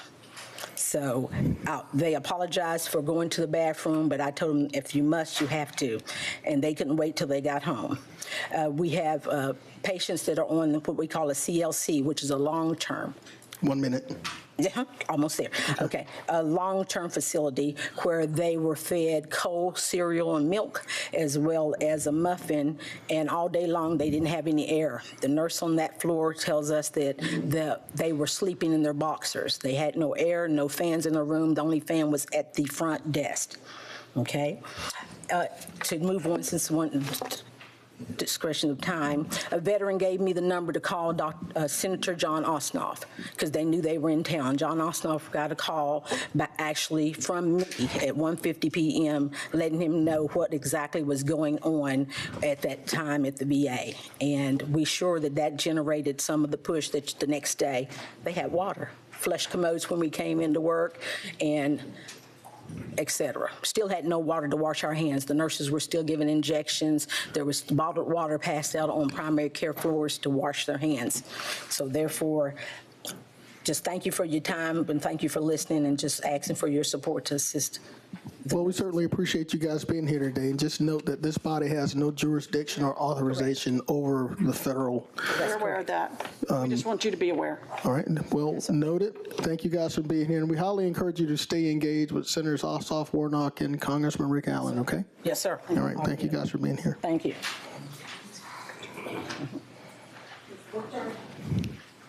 All right. Madam Clerk, is that Kimberly Booker? Kimberly Booker. Kimberly Booker, are you present? Present. Kimberly Booker, yes, ma'am. I see her coming. Our delegation is Kimberly R. Booker relative to the VA Augusta response action during Hurricane Helene. All right. Hey, good afternoon. Sir, I need for the record for you to state your name and address, and I need to know, are you accompanying Ms. Booker? I am. Okay. My name is Robin Jackson. I am the Executive Director and CEO of the VA Augusta Healthcare System. Thank you, Mr. Jackson, for being My here. address is 329 Magnolia Lake Court, Aiken, South Carolina. Thank you, sir. Okay. The floor is yours. Thank you. You have 5 minutes. I'm accompanied by Ms. Booker, who is my Deputy Director at the VA Augusta, along as with Mr. Kerry West, who is my Associate Director at the VA Augusta Healthcare System. And it's an honor to be here and a pleasure. And I'm here for threefold reasons. And those reasons are, first, to thank the Augusta community for the support that they give the VA Augusta Healthcare System, because they are a great partner for us. My second point is to make sure that accurate information is displayed to this body. And my third is to inform you of what new is happening with VA Augusta Healthcare System, so you know how we are taking care of the veterans in this area. So I'll start off with my thanks to the community and share what's going on with the VA Augusta. We continue to support the veterans in this area, and the support that you give us is so critically important. Even though we are a federal institution, our support and our success is deemed on the relationship we have with the community, and we work hard with the community. We are members of a lot of the community organizations, and we work in structure with those communities in the organization. Through these partnerships, VA Augusta Healthcare System is #1 in the nation of housing unhoused veterans this year across the country. We successfully were able to house our veterans, and we exceeded that measure by 247%. We are #3 in the nation of making sure that those veterans remain housed. We have a 1.2% rate of veterans becoming unhousing. Our ecosystem, which is innovations, basically has put forth 22 national innovations from our frontline staff. This is not the leadership. This is not the leaders of the organization. It is frontline staff. It is nurses. It is MSAs who develop their innovations, and we invest in those. And we have one of those innovations who are actually going to be patented. So on behalf of the 3,000 employees that work at VA Augusta, I want to say thank you to that. My second point is to actually talk about misinformation and sharing information. You, the individuals who spoke today, do not represent non-supervisory or management persons. They only really represent our bargaining unit nurses, which is about 400 of our employees. They also do not represent veterans, although they do serve veterans, and we take them as a very important partner to our organization. But I want to share with you directly some of the outcomes and information that was given to you today that basically was not accurate, that was given to you today. We worked side by side with the Augusta community as we addressed the Hurricane Helene. It was a disaster that we all experienced and went through. I've received calls from the mayor's office. I work in partnership with the CEOs at all of the hospitals in the region, and we pulled together on how we actually addressed the hurricane. We worked with the Augusta Utilities. We worked with the Emergency Management Association. We are members of the Emergency Management, GEMA, FEMA, American Red Cross, Soldiers Angels, and many, many others worked with us as we provided care and support to not only our veteran patients and our staff. And I am happy to say we have not received one veteran complaint about the care that we provided at the VA Augusta through the hurricane. And let me tell you what we did through that VA hurricane as we talk about what we did for our actual patients. patients. We actually coordinated lodging for patients who actually were dependent on oxygen to come into the facility. We moved our dialysis patients due to water quality to the Atlanta VA. We kept open our outpatient clinics, our inpatient clinics, to make sure that care was happening in those places, to make sure that we had continuity of care. And then we canceled appointments and pre-canceled appointments in the areas that we thought the hurricane would hit in those places. We provided mental health respite areas for patients who came in who were isolated from the storm. We had charging stations. We provided meals for those individuals. We took in spinal cord veterans, not only from local areas, but also from the Atlanta area, from South Carolina, from Columbia area, because we are the spinal cord hub. We provide spinal cord services for all patients, and we're the hub for service and specialized for spinal cord injuries across the CRSA and across the Southeast region. We take in those patients as well as those with MS disease. We take them in here at VA Augusta to provide those services. Contrary to any youth comments, as a federal agency, we work on taxpayers' funding. There are very limited, specific limitations on what we can and can't do with appropriated dollars that are given to us. There are recommendations to actually buy gas cards, to actually provide food for staff, and those items are not allowed under those appropriations. My associate director and deputy director reached out to national and federal government and actually asked, could we have a waiver to be able to provide those information? And we were told we could not, because they are appropriated dollars appropriated for veterans. What we did do is use the money from my director's fund to provide food for any nurses and staff that have stayed over providing care for veterans in process. We provided overtime and premium pay for staff who actually worked overtime.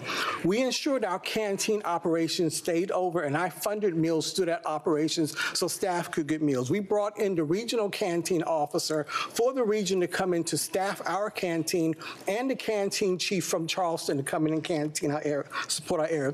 We provided over 18,000 hours of weather and safety leave for our staff. This is leave, paid leave, above and beyond the annual leave and sick leave that they receive annually, so that they were able to be home with their families and not have to travel through the safety. Only our essential individuals had to be present for that process.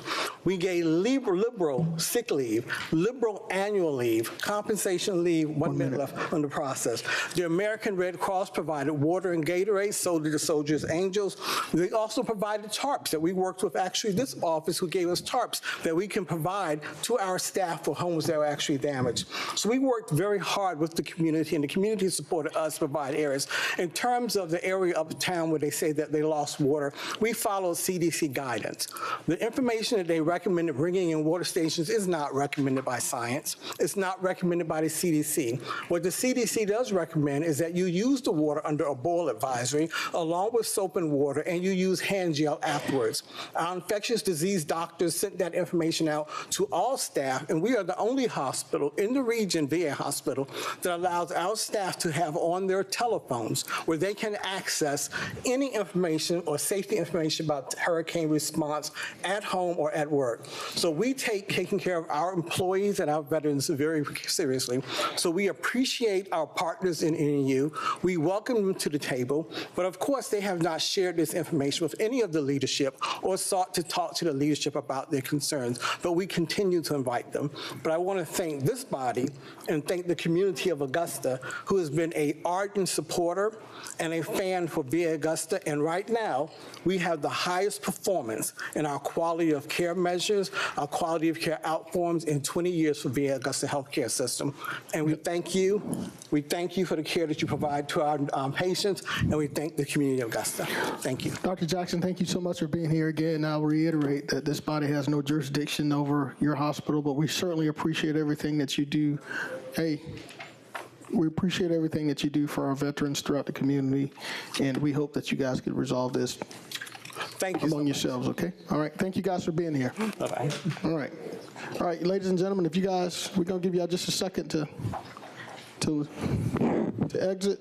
Madam Clerk, I think we have an addendum item that takes us to the consent portion of our agenda. You want to address the addendums? 2 addendums.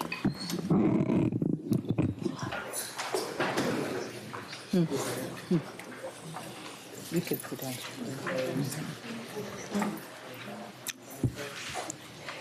Yes, sir, Mr. Mayor. Our proposed addendum agenda for today, item number 1 is recognition of the Augusta-Richmond County's designation as the 2025 Plan First Community by the Georgia Department of Community Affairs. The representative is here today to make the recognition. Item number 2 is a climate resilience project for Augusta-Richmond County, Georgia collaborative partnership with Greater Augusta's Interfaith Coalition and the University of Georgia, requested by Commissioners Francine Scott and Wayne Guilfoyle. Thank you, Madam Clerk. Is there an objection to adding these two proposed addendum items? Seeing or hearing none, Madam Clerk, they're added. Okay. Mr. Mayor, could we proceed with the recognition from the Georgia Department of Community Affairs? Yes, ma'am. We have a representative here. Yes.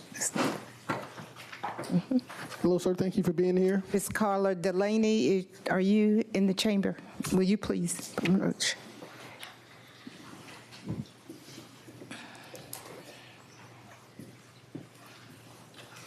Good afternoon. We have with us today from the Georgia Department of Community Affairs, Daniel Geddes. He has a couple words that he would like to share, and I want to take a moment and say that I'm very proud of my staff. They did a great job. They worked tirelessly, and a lot of times they don't get the praise they deserve, so I want to, whenever I get a chance, let you know that they've done a great job, and the state recognizes that they've done a great job, too. So, Mr. Geddes. Thanks, lady. Good afternoon. Thank you for having me. Thank you for giving me the opportunity to speak to this body and to the public. It's great to be here. My name is Daniel Geddes, 166 Forest Lane, Northwest Marietta, Georgia, by way of the Atlanta office of DCA. On behalf of the Department of Community Affairs, congratulations to the City of Augusta for receiving the Plan First designation, making your community one of only 8 communities in the state to achieve this designation for the 2025 through 2027 timeframe.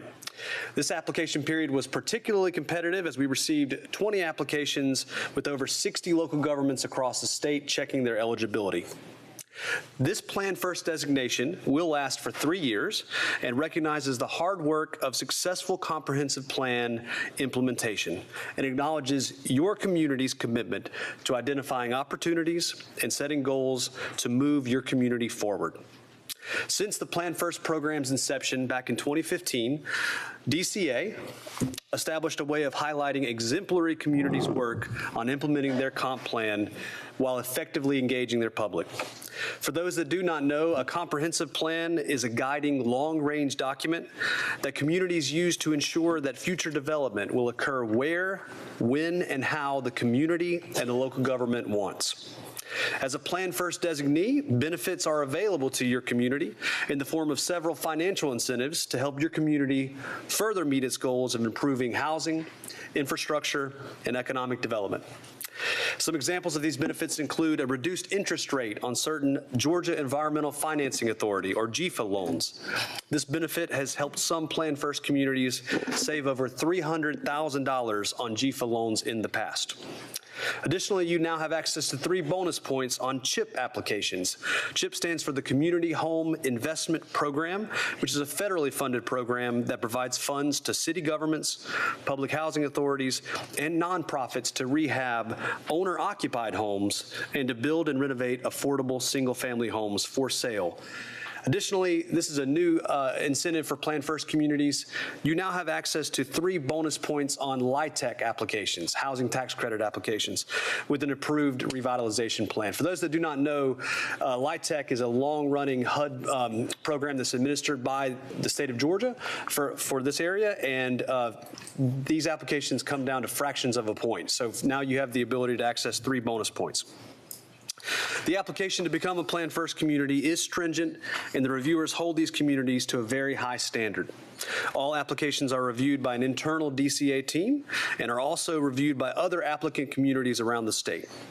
Additionally, other state agencies review these applications, such as GEFA, GDOT, ACCG, and GMA. Scores are tallied, and the best of the best are named. When looking through your application and looking through all the comments from all the reviewers, one word separated your application from the others, and that word is engagement. The way that you engage with your public through the comprehensive plan process was indeed exemplary. One reviewer wrote, through their feedback form on their website, code enforcement outreach, resource cards, regular information packets, attending school tours, and hosting quarterly policy committee meetings, it is evident that Augusta has a pretty robust approach to community engagement. Another feather in your cap is their inclusion, and we didn't see this in any other applicant community. It's the inclusion of your local Augusta State undergrad students in your steering committee. That was unique and creative. You expanded out your steering committee to be more inclusive and find ways to access voices of all demographics from your community. Also, Augusta excelled in the way of collaborative partnerships that will achieve the shared goals, needs, and opportunities and projects listed in your community work program. AEDA, Augusta Georgia Land Bank, Augusta Technical College, CSRA, Chambers of Commerce, the Customer Care Council, the Augusta Housing Authority, Fort Gordon, the CSRA Alliance for Fort Gordon, and the Greater Augusta Arts Council. That's Fort Eisenhower now. Thank you. I appreciate that. Yes, sir. Thank you for that. Yes, sir. One reviewer wrote, quote, I appreciate that the applicant community hires and retains great staff. They all have great credentials. Additionally, it's phenomenal that they prioritize training. Regarding your planning commission, a reviewer summed it up by writing, quote, good mix of expertise from real estate to finance to community development and historic preservation. I definitely appreciate how Mr. Prince is representing the Board of Education perspective as well. On the topic of implementation, which is the part where we see the projects completed from the comp plan, here's a great example of how reviewers felt about your comp plan. Really great list of projects. Love the Foundry Place apartments and the tiny homes. Clearly, the applicant has a lot of great things going on, including the Arubis Industrial Park, walkable Broad Street, Augusta University Cyber Institute, and the 5th Street Bridge.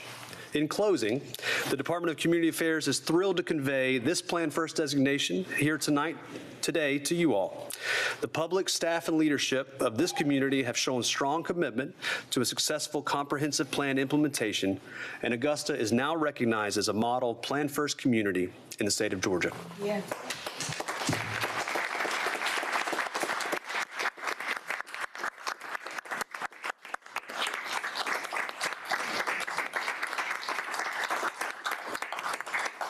I do have a certificate to hand for a photo opportunity. You have it. Bravo, Carla, bravo.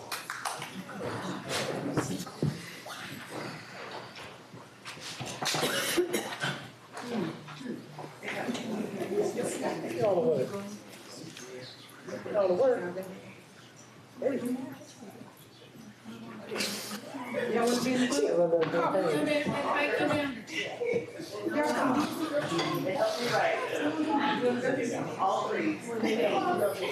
Those are heroes right there.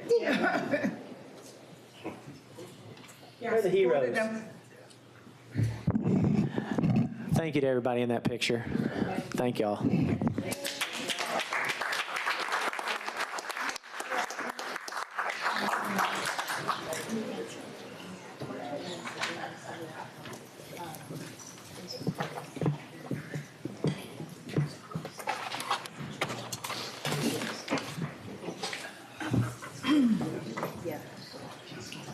All right, Mr. Gaddis, thank you again.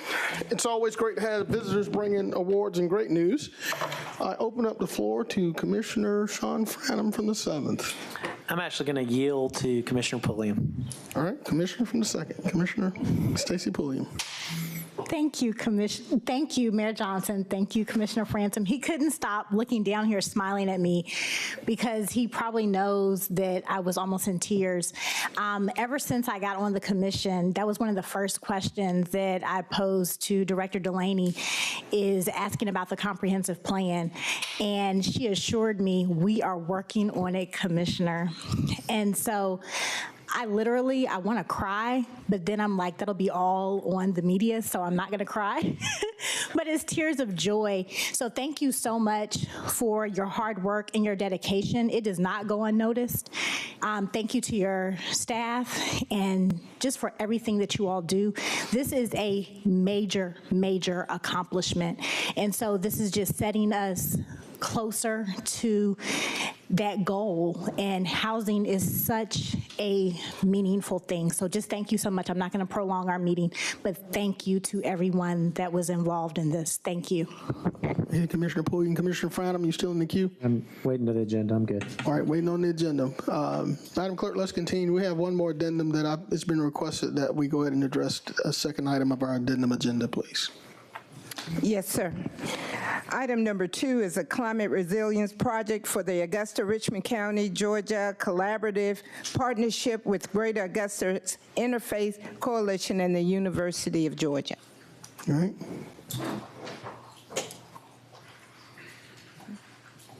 Good afternoon, guys. Reverend Johnson, I think you know the drill. For the record, please state your name and address. I'm the Reverend Christopher Johnson. I live in 2427 Boys Head Road, Augusta, Georgia. Thank you, sir. You have the floor. Thank you very much. The Greater Augusta Interfaith Coalition and the University of Georgia have put together, and referring here, that's known as the Climate Resilient Project for the Augusta, Richmond County area. You recall we approached you guys before the sky fell down with a hurricane, talking about we need to do something remediation, we need to do something resilient, and all of a sudden, doors open up for the hurricane to come through, and we're now back in front of you. We have some deadlines we're trying to make, and we reached out to you. We've been trying to get this done, but we just want to make sure we bring it back to you so we can just put everybody back together, back on the road. So at this time, I'm going to introduce to none other than our cohort in the project from University of Georgia, Dr. Patrice Yeager. Dr. Yeager, welcome. If you will, for the record, please state your name and address. Yes, sir. My name is Dr. Patricia Yeager. I live at 965 Riverbend Parkway in Athens, Georgia. Thank you, ma'am. The floor is yours.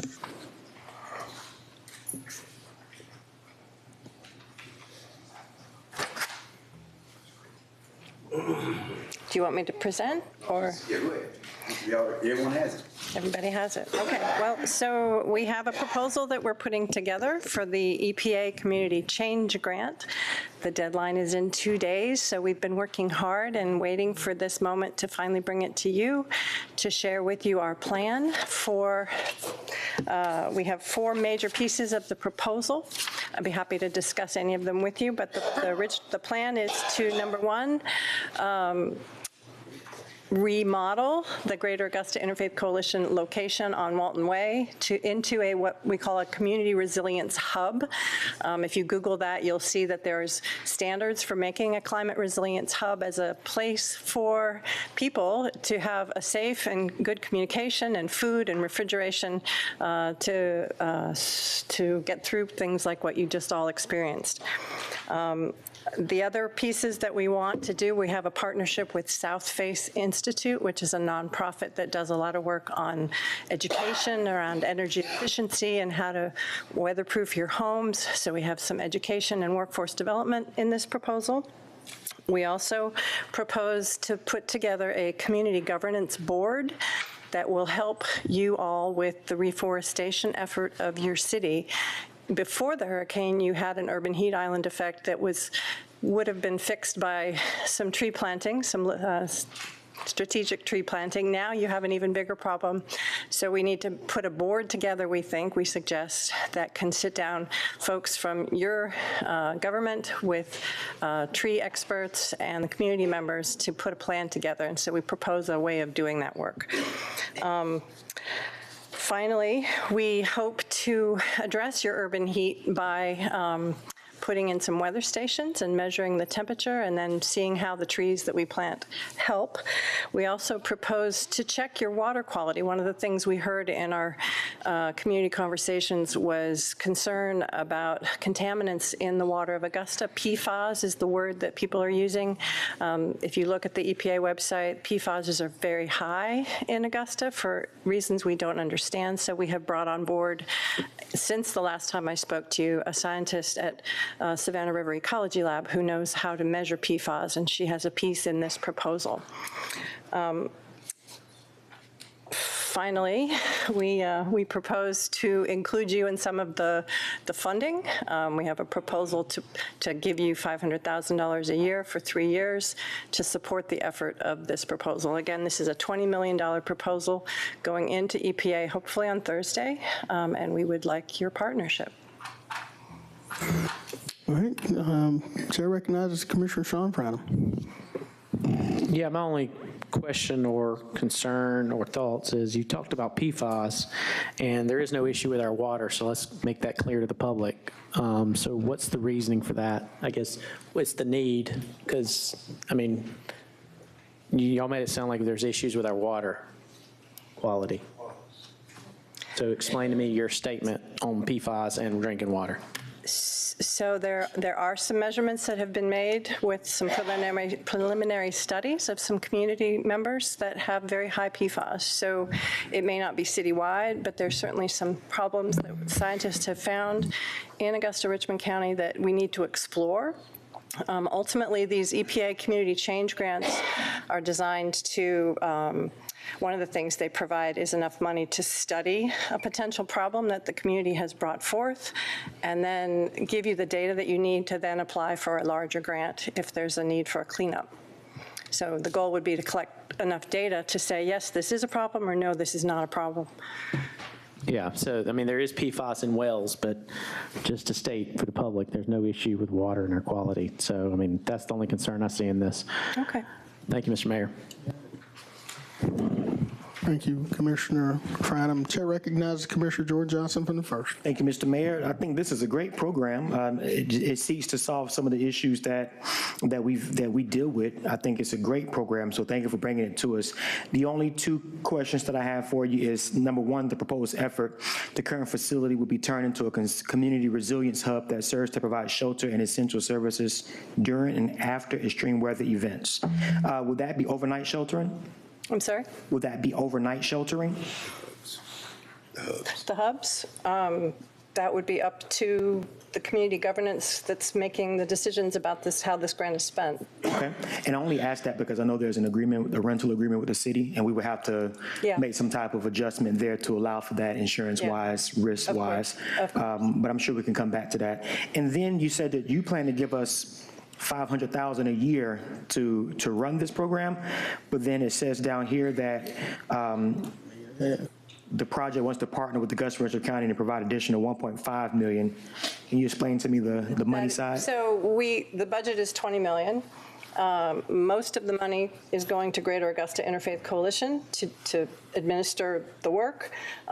We are offering a partnership to the city to help us and engage with us, because we would love input from your team, your planners, your park and rec people, your development folks, the award-winning planners that you just celebrated. We'd love to chat with them, and so we're asking for your engagement with the process. We're not asking you to run it.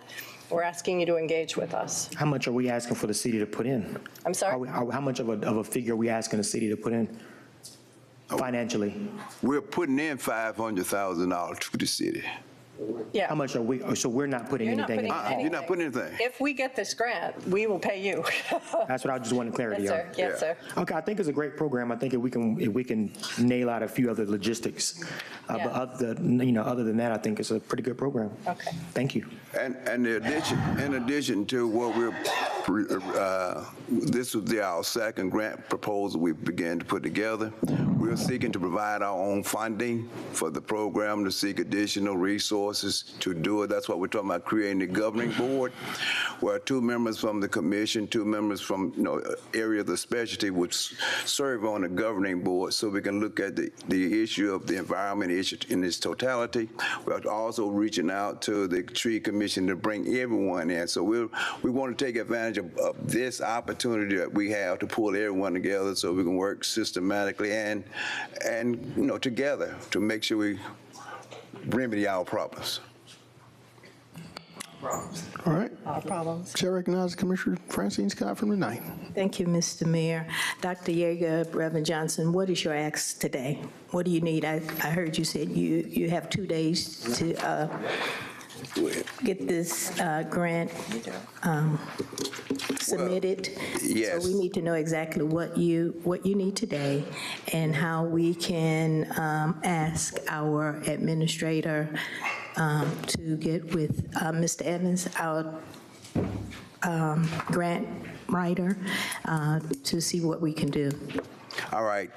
In the establishment of the climate resilient project for the Augusta, Richmond County area, and establishment of the collaboration partnership with the Greater Augusta Interfaith Coalition and the University of Georgia, we ask that the Augusta, Richmond County will support us in all areas of necessity for the execution of the climate resilient project. That means you'll be a part of it. You're working with us, as we mentioned earlier. This project will be submitted as a proposal to EPA Community Change Grants on or before November 21st with all the necessary components. The Augusta, Richmond County Board of Commissioners extends this agreement to any other similar notification of funding opportunities from EPA or other federal, state, and philanthropic funding sources.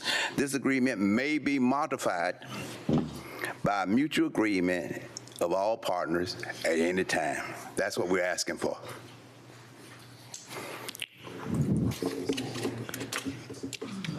Commissioner Scott, you still have the floor. Got to turn your mic on. I'll ask for a motion to approve. Second. All right, there's a motion, there's a second. Madam Clerk, we're voting. Mr. Mayor, before we vote. Yes, sir. Clarity. Yeah, all right. Commissioner Johnson, I see you in the queue first. Thank you. Before we vote, I just want to see, did our administrator and our legal counsel have the opportunity to look at this and provide an opinion? You can give one to the attorney.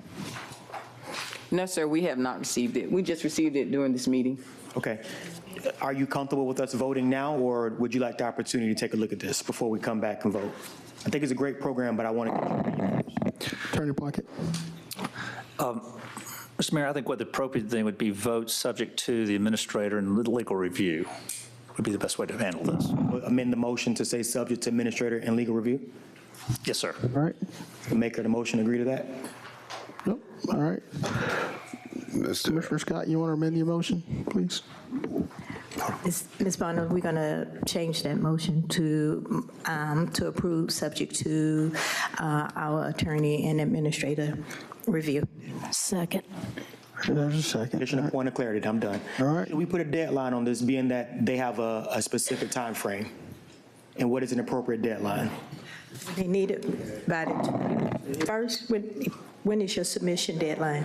24 hours. Yeah, so we are at the very last wire. It is due at 5 p.m. on Thursday, the 21st. And we definitely would love participation from your grant writer and your administrator on the preparation of some of the documents. So sooner would be better. 24 hours, Mr. Is that acceptable to the attorney and to the administrator? Yes, I was going to suggest we'll have it by lunch tomorrow. Okay. All right. So there's a motion, there's a second.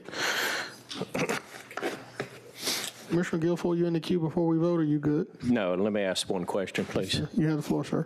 I know that we had discussion sit down. Appreciate y'all taking time to spend with Commissioner Francine, Scott, and myself in order to push this forward. But while we're having the administrator and legal look at this doc, let's make sure, because we didn't speak about the drinking water aspect of it during our session.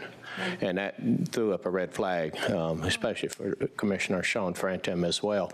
Can we make sure that the utility Wes is at that meeting with the administrator? Because the last thing we need to do is go someplace that we don't need to go, put it that way. So, all right, thank you. All right, do we need to amend the motion to add the utilities to this conversation? Does he just need to be in the?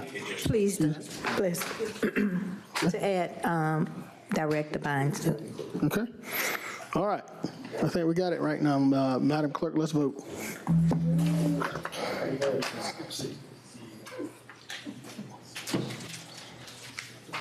For the agenda items, I don't need to talk anymore. That motion carries. with Mr. Mason Garrett out. All right, thank you guys for being here. Dr. Yeager. Thank you. Reverend Johnson. Thank you, sir. Madam Clerk, that takes it to the consent portion of our meeting. Yes, sir. Call your attention to our consent agenda.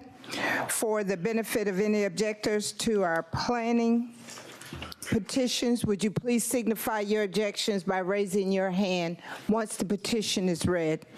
Call your attention to item number 4 is a request for concurrence to deny a petition requesting a rezoning from a Zone B1 neighborhood business and a B2 general business to a Zone light industry affecting property located at 1369 15th Street. Are there any objectors?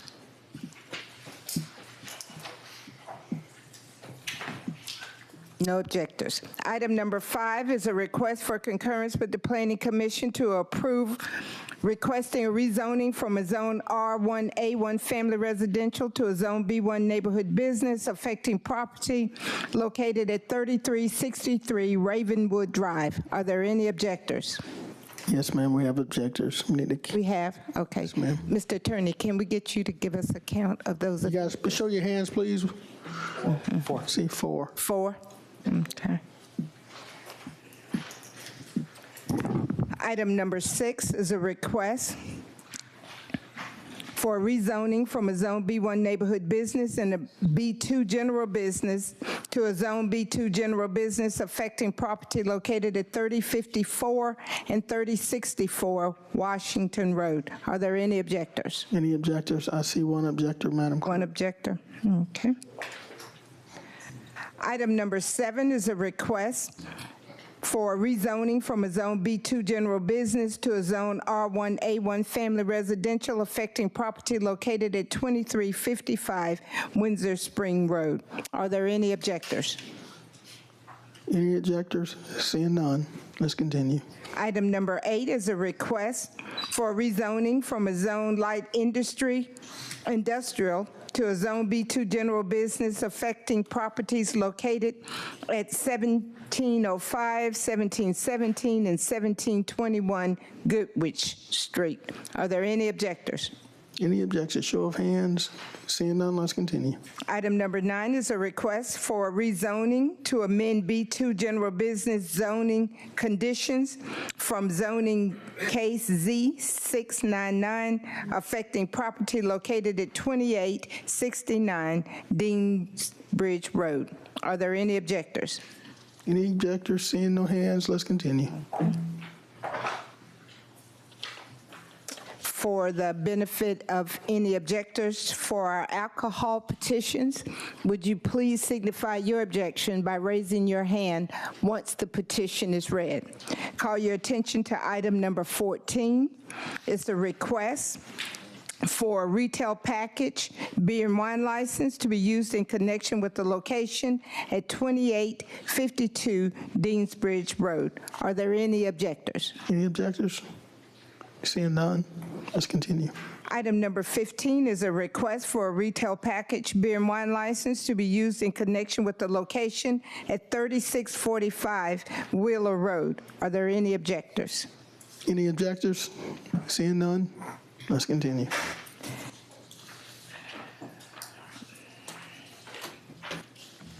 Mr. Mayor and members of the commission, our consent agenda consists of items 1 through 23, with objectors to item number 5 and 6, and no objectors regarding our alcohol petitions. 6, all right. All right, first up, Commissioner Sean Franham. Thank you, Mr. Mayor. 5's already been pulled, so pulling number 5. I'd like to pull number 20 only because we have to do a second reading, so we need to put that into the motion, so pulling number 20. Waiving the second reading, so pulling number 20. And pulling, no, not pulling that one. And if we could consent a couple of these, 24, 25, could we delete agenda item number 27?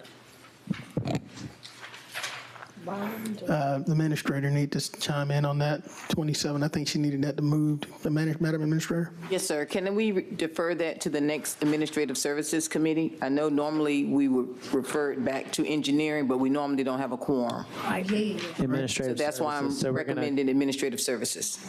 So, Wait a second. Wait 1 second. All right. I want to discuss it. We've got Malik back there. I want to discuss it. It's not ready for prime time. 27? Yes, sir. Well, I want to discuss it. All right. Okay. I mean, you may be able to. That's fine. That's fine. You do you. 27. All right. And then consent 28, 29, 30, 31. 28, 29, 30, 31. 29, 30, 31, all right. Thank you, sir. All right, Commissioner Wayne Guilfoyle. Thank you. I see Sean already pulled agenda item number 5, but let me pull agenda item number 10 and pull agenda item number 21. Let's pull item 10 and 21. 21, sir. Yes, ma'am, please. Let's pull items number 10 and number 21. Number 12. All right. Thank you, Commissioner Guilfoyle. Commissioner Bobby Williams, you have the floor. I'm pulling number 19. Pulling number 19. All right. Colleagues, I think that's all I see in the queue. Anybody else? Madam Clerk, for the record, can you show these on the screen so we make sure we can true up? Yes, sir. All right.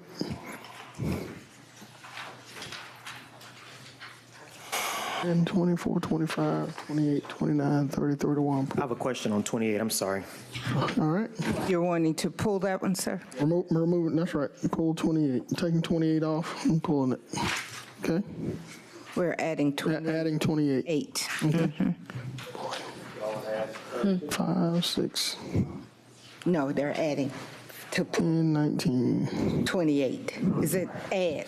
21. Okay. Yeah. All right. Sit off. Colleagues, are we good? Is there a motion? We have a point of clarity, Mr. Mayor. All right. Come on, Commissioner. Number 32, are we moving, do we need to make an official action to move that to next commission or next week's meeting? Madam Administrator. I was hoping you was going to add it to consent, Mr. Commissioner. We need a little more time, Ms. Allen. We would probably have to call a special called meeting to do that on the 26th. Could we do it as part of the? Next week. All right, Attorney Plunkett. Or we'll continue the meeting, I'm sorry. Commissioner Jordan, the ordinance requires us to approve the budget at this scheduled meeting, not necessarily today's date. So at the conclusion of the meeting, what we need to do is recess this meeting and reconvene at a time certain. It could be next Tuesday or whatever day you pick, and bring up the matter and conclude it at that point in time. But this meeting needs to stay open until such time as the budget is passed. Understand. Clarity. We don't do anything. But we won't vote on 32. We'll have that as our last item and keep the meeting open. That's correct. Okay, so leave it on the agenda as is? That would be fine. All right. All right. Clarity on that statement from the attorney? Does that mean that December 3rd meeting cannot happen until the budget's passed? That is correct. It'll be a fun few weeks. Thanks. Anybody else? Seeing none. All right, colleagues, you see our agenda. Can I entertain a motion, please? Motion approved. All right, there's a motion by Commissioner Sean Fradham, second by Commissioner Bobby Williams. Colleagues, we are voting.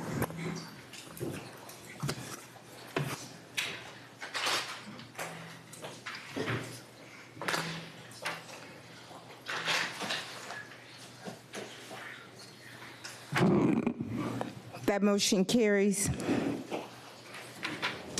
with Mr. Mason and Mr. Garrett absent. Thank you, Madam Clerk. For the sake of time, we're going to move to item 21 first. We have our great Chief Judge Danny Craig in our chambers. Item 21? Yes, ma'am. Okay.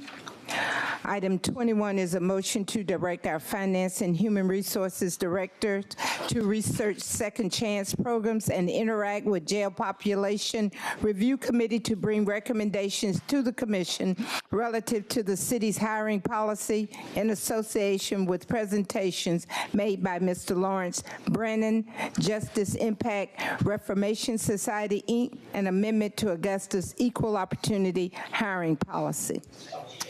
Thank you, Madam Clerk.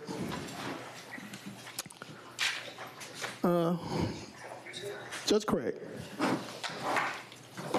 Mr. Mayor. How are you, sir? Commissioners, it's good to see you all. Yes, sir. You have the floor, sir. As I understand, you have some concerns regarding this item. I would like you to address the commission, please. Just to put it in context for everybody, it just drew my attention because I was copied on an email that was circulated regarding a concept that was, for shorthand, referred to as ban the box. And the concept, as I saw in the email, was the idea that people applying for jobs with the county would not have to answer a question that is commonly posed to people who apply for jobs nationwide. Have you been convicted of a felony? And to me, it was so fundamentally flawed, and the idea is so fundamentally flawed that I shared with you that philosophically, it actually makes no sense whatsoever. But legally, it exposes all of you personally to some tremendous liability. And that is that when and if a person who has demonstrated already a propensity to commit a particular crime and therefore poses a particular danger to your employees or even to those who would come into contact with that particular employee, if he in fact caused some kind of injury, and in fact you had intentionally remained ignorant to his background and that propensity that he would have to commit that sort of injury on another person, that's what we refer to as policy. And the easiest way to pierce the doctrine of sovereign immunity in order to get to the personal liability of people who are leaders within the community or leaders within a particular agency within a community is to show that they've adopted a policy to become intentionally ignorant of information that in fact would have allowed them to make a decision and not put the public at risk and not put your employees at risk. You know as well as I know that you have employees who work 24/7. That we don't shut down this county at 5 o'clock and keep bankers' hours. There are many occupations within your employ that cause people to work during the night, sometimes in close quarters with only one other person or a few other people, and sometimes in very isolated circumstances. And if, in fact, there was to be some sort of injury, God forbid, a crime committed against an employee, and it came to light during the course of litigation that you could have learned of the propensity of that person, and you intentionally remained ignorant of it because you adopted some popular notion of ban the box, then the liability would not stop with Richmond County. It would not stop with Richmond County. It would stop with any individual who would have had anything to do with adopting such a ridiculous policy. So that's all I've ever done. Well, I was a pipe fitter for 2 years, but after that, I've spent 46 years in courtrooms, and I assure you that that's the nature of an approach to litigation, is to try to get to the deepest pockets and as many pockets as you can. And if, in fact, you decide that you don't want knowledge and you'd rather run your government without knowledge, then I think you're actually violating every philosophical fundamental that we know as human beings. It's knowledge that has allowed us to build cars. It's knowledge that has allowed us to build airplanes and trains. It's knowledge that has allowed us to develop the computers that are being used right here in this commission room today. For you to, as a policy, decide that you do not want knowledge to me, is an affront to your humanity. So anyway, I'm here. I'll answer any questions that you might have, but I can't see that this is a topic that lends itself to intelligent conversation. Thank you, Judge. There is some questions from this body. Chair recognizes Commissioner Jordan Johnson from the first. Thank you, Mr. Mayor. I don't have a question, more so a statement and some clarity. Judge Craig, the commission is not suggesting to pass this policy. The policy was passed years ago. There's already a ban the box policy that's in place. And with that policy, if someone applies for a job with the City of Augusta, they are not required to check the box that says they are a felon or whatever, but a background check is done. And the way that the policy reads is that once that background check is done, the director of that department would have the ability to decide whether or not they would want to hire that person based off of whatever came back in that background. Thank you for the clarification. We are not choosing to be ignorant or choosing to withhold ourselves from important information that would keep our employees at risk or otherwise.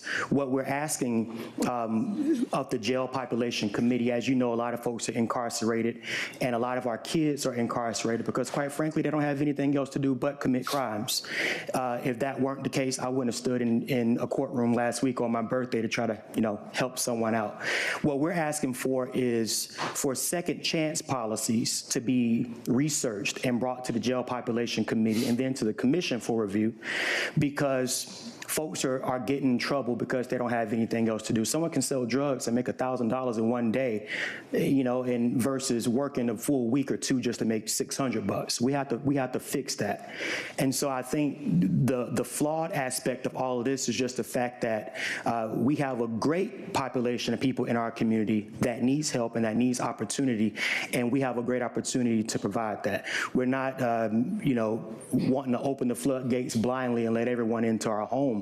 But at the same time, there is need for second chance. There's a need for folks who have not had the privilege of not getting in trouble to still have an opportunity to take care of themselves, take care of their kids, take care of their families, and prayerfully the city can do that. I made a comment last week that, some inmates are good enough to, clean out our ditches while they're locked up, but they can't get a job when they get out.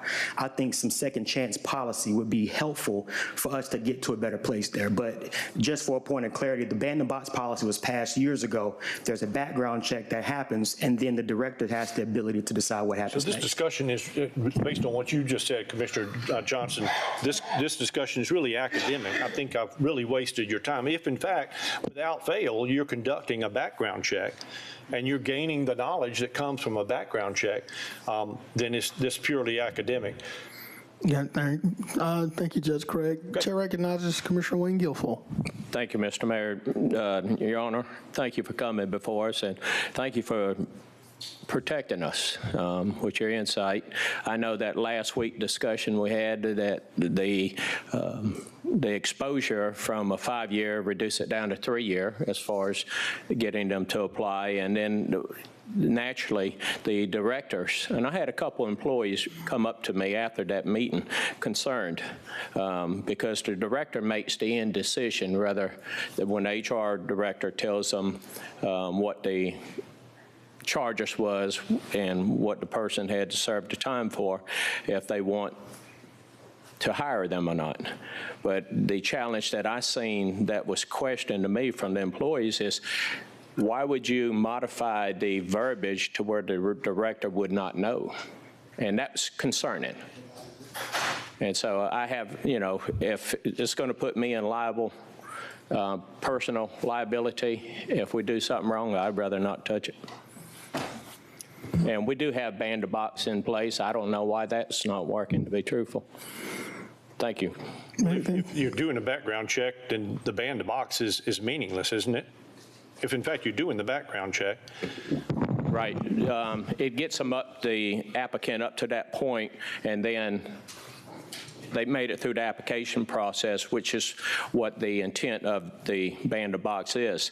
And then it's up to the director if they want to hire them. Naturally, you won't have a person in Rex department handling children if you had somebody that had abuse with children or somebody that's embezzled to be in the tax assessor's office, et cetera. But you're right about the 1 or 2 employees working at night by themselves, and that's scary. But we actually had, 10, 15 years ago, where a janitor hired somebody and it ended up killing the defects lady in North Augusta. May 12th, 1994. Yep. Thank you, Your Honor. All right, thank you, Commissioner Guilfoyle. Commissioner Johnson, you good? No, sir, I just want to make an additional point of clarity that I'm going to get out of the queue. Yes, sir. I didn't know that happened 30 years ago. But what I do know is that nothing that's being proposed right now is going to make the director blind.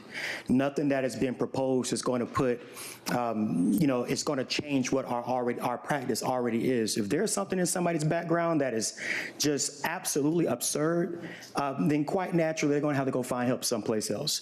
But if you were convicted for a small offense, selling weed, doing something stupid when you were 19 years old and it's still on your record now that you're 30-something, you should be able to get employment within the city of Augusta or anywhere for that matter. We can't control it everywhere else, but we can control these halls. So I don't want the conversation to get, transition into, the city of Augusta is trying to hire all these violent thugs and criminals, and we're scared and people are scared and concerned. No, what is being proposed is very simple. What second chance programs have been adopted in other cities the size of Augusta, and how can Augusta look into that to try to get us to a place to be able to help people make a living for their families, to keep them out of your courtroom, to keep them out of Webster, and to keep them off of our streets? That's what's being proposed. And I just want to make sure that's clear. I'll give you some anecdotal information to show you how I agree with you. And that is that yesterday, and I don't know if the Augusta Circuit consists of Richmond and Burke counties, and I was in Burke County, and I was there for a trial, which turned out to be a choice of the defendant to plead guilty instead. He was charged with kidnapping. He pled guilty to false imprisonment. It involved an altercation he'd had with a girlfriend and the mother of his child, and it wasn't his first rodeo. He'd been about it before. And the recommendation, the plea agreement was for him to serve 5 years in the penitentiary, followed by 5 years on probation. And so what I try to do is, it's a little policy I have, offer an extra 10 minutes. Let's learn who we're dealing with, what information can be more helpful to us. And so you take the extra 10 minutes, and from having spent that time with him, I realized that a 5-year penitentiary sentence was of no benefit to anybody. I put him on probation, and I sent him back to his employment, which was what? The same employment he had had for the past 20 years, where he reports to work at 5 a.m. every day to drive a garbage truck in Richmond County, Georgia. And I think that there's absolutely no risk whatsoever to him serving our community in that way. So my point being, again, that's knowledge. We don't stop at gaining knowledge that the first person has a conviction. We actually gather more knowledge and try to make the best decision we can. And of course, as I say, if it's not written down, it didn't happen. But we write down the deliberative process so that we know what it is that caused us to override what would have been on the face of things some sort of a disqualification. So don't get me wrong. That's not what I came here to say. There's also a statistic that will shock you, and I'll leave you alone. I got one thing I want to say, though, before I leave, and that is that the people in our society who are least likely to commit murder are people who are convicted of murder. So just be mindful of the fact that, as you say, Commissioner Johnson, we're humans, and we fail sometimes, and that doesn't necessarily mean that we deny ourselves of a place in society. And I know you didn't want to hear from me all afternoon. I will say this to you, that December 31st, I'm going to retire after serving 32 years as district attorney and then as a judge, 15 and a half years years in one position and 17 in the other. And what I want to say to you on behalf of the citizens you represent is that I am more grateful than words could possibly describe. Just to work for the community where I was raised. I was raised up here at Lake Olmsted. I never really dreamed that I would have the opportunity to be a lawyer, much less to serve the community as district attorney and judge. And to be able to serve this community for the last 32 years has been a dream come true, beyond, as I say, beyond words. And so I know I can't say it to all of the 200,000 people you represent, but I can say it to you, and you can share the word. But thank you all. Well, Judge Craig, you just said it because that is on the record, sir. We certainly appreciate everything that you've done for Augusta, Richmond County. Thank you, sir. And we wish you well in your retirement. Thank you. Thank you for being here. All right, colleagues, there is an item before us. Obviously, Judge Craig has cleared up any misconfusion in that if anyone that's a convicted felon, their background is checked. Is there a motion to approve this action? All right, there's a motion. Is there a second? Second. There's a motion and a second. Madam Clerk, we're voting.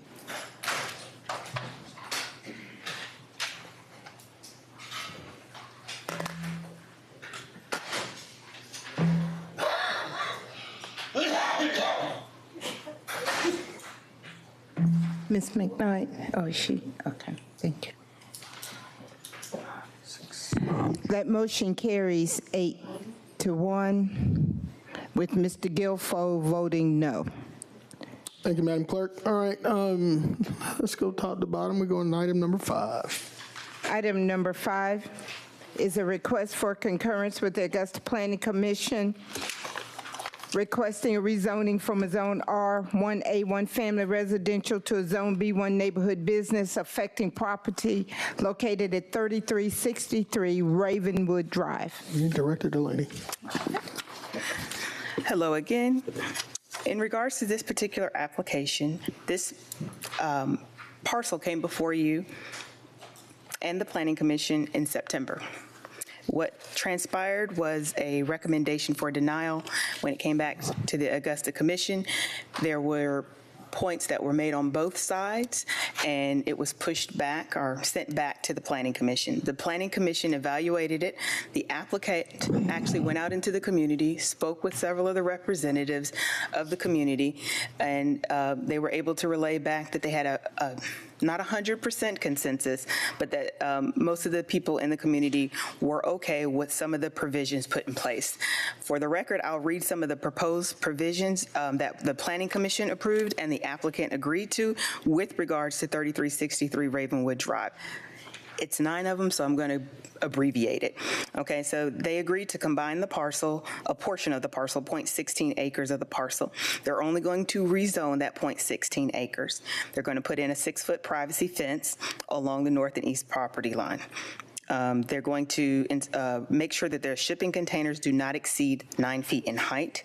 So they're not going to double stack any shipping containers or anything like that for storage. The portion of the parcel that's Zone B1 shall not be accessed through the residential community. They are allowed to have a pedestrian gate just to have someone walk in between. No structures or any portion of the roof shall exceed the height of the residence of the parcel that it is being separated out of. And they are going to be required to install a tree buffer that's 15 feet deep, and that it will have to be from the Augusta tree ordinance, a medium to large species with a 4-foot separation in between. The property owner also has to consult with Augusta Engineering and all of the other departments. They have to comply with the site plan requirements. They have to make sure that they use the correct lighting to be adjacent to residential communities. I can field any questions you might have. Thank you so much. Commissioner Wayne Guilfoyle from the 10th. Thank you, Mr. Mayor. Director Delaney, as far as these 9 items that's recommended from the plan and zoning, the privacy fence, I had some of the residents reach out. They say that the poles are up, but that the privacy fence or the 15-foot buffer trees is not installed. What happens? I missed the last part. It got a little muffled. I apologize about that. If the tree buffer or the 6-foot privacy fence is not installed, what actions will plan and zoning take? If they have not met the requirements of the zoning ordinance, we would talk to the property owner. We'd give them an opportunity, a window, typically a 30-day window to come into compliance. But I want to be clear, the zoning can't take effect until they have come into compliance. So you have a zoning agreement that you sign, and before it's recorded and everything, we go out in the field and physically verify that you have installed everything you said you were going to install. Thank you, Mr. Delaney. Thank you, Commissioner. Commissioner Sean Franham from the 7th. Thank you, Mr. Mayor. Ms. Delaney, is it true that the property owner put up a fence without consent of the governing body, at like an 8-foot wall on the side of the property? What you're saying, the adjacent property owner? No, this property owner put up a huge fence on the side of the property without approval of the government. So a fence typically. I'm asking. Commissioner, Anyway. I would imagine this needs to go back. They need to work this out before it comes to our body. I think that might be the best option, Mayor. This may need to go back and let them work it out. Yeah, absolutely. Yeah. First of all, this passed, I believe it was 7-1 at the Planning Commission 2 weeks ago. The Planning Commission are the ones that suggested the bamboo. I believe Commissioner Smith was strongly in favor of bamboo, but we'll do whatever the staff recommends. We're not tied to bamboo at all. We'll do whatever they want. If they want a different, we know it wants to be high. It needs to go in high and grow higher. That's why we had suggested bamboo, because it grows so quickly. However, we'll put up whatever the staff wants. Can we get you guys back together and then make that determination and bring it back before us? Mr. Mayor, we'd be happy to. We've met with them many times. I think Mr. Sasser has agreed if we do the lights and we do the buffer requested by them, we're happy to do that. And we know now that he's before this body, he doesn't get the rezoning until he does those things. So we've got those protections built into the conditions that the Planning Commission approved 7-1. Mr. Sasser, is that satisfactory? Yes, sir. Okay. And I do talk to Mr. Sasser a good bit, and I'm happy to continue to do so. Yeah. And I am too. Mr. Mayor. Yes, all right, Commissioner McKnight. Thank you so much for acknowledging me. I was at that planning and zoning meeting the other day, and this has gone back and forth, but I do know that the gentleman, I've been over there to shop, and he has plenty of trees, for sale, and I'm sure he knows exactly what he can put back there, ligustrums or some emerald cypress, Leland cypresses or something that would grow that would not be like bamboo, that would spread. Would that be something that, those grow pretty quick? They do. They do. Yeah. In my yard, they grow very well. Yeah. And with all the we went back with the planning and zoning, and Ms. Delaney down there has worked hard with staff, with the planning and zoning to work through this. So anyway, I just hope that they can work it out and we move on from this. Thank you. Thank you, Commissioner McKnight. Colleagues, they're asking us to approve this with the understanding that the zoning cannot be completed without the actions taken that's been mandated by this body. So I'm calling for a motion to approve this action. Is there a motion? Motion to approve, second. I'll motion it. Yes. There's a second. I motion. All right, there is a motion. Is there a second? Second. There is a second. All right, colleagues are voting. With stipulations. Yep. The chair did not make a motion, sir.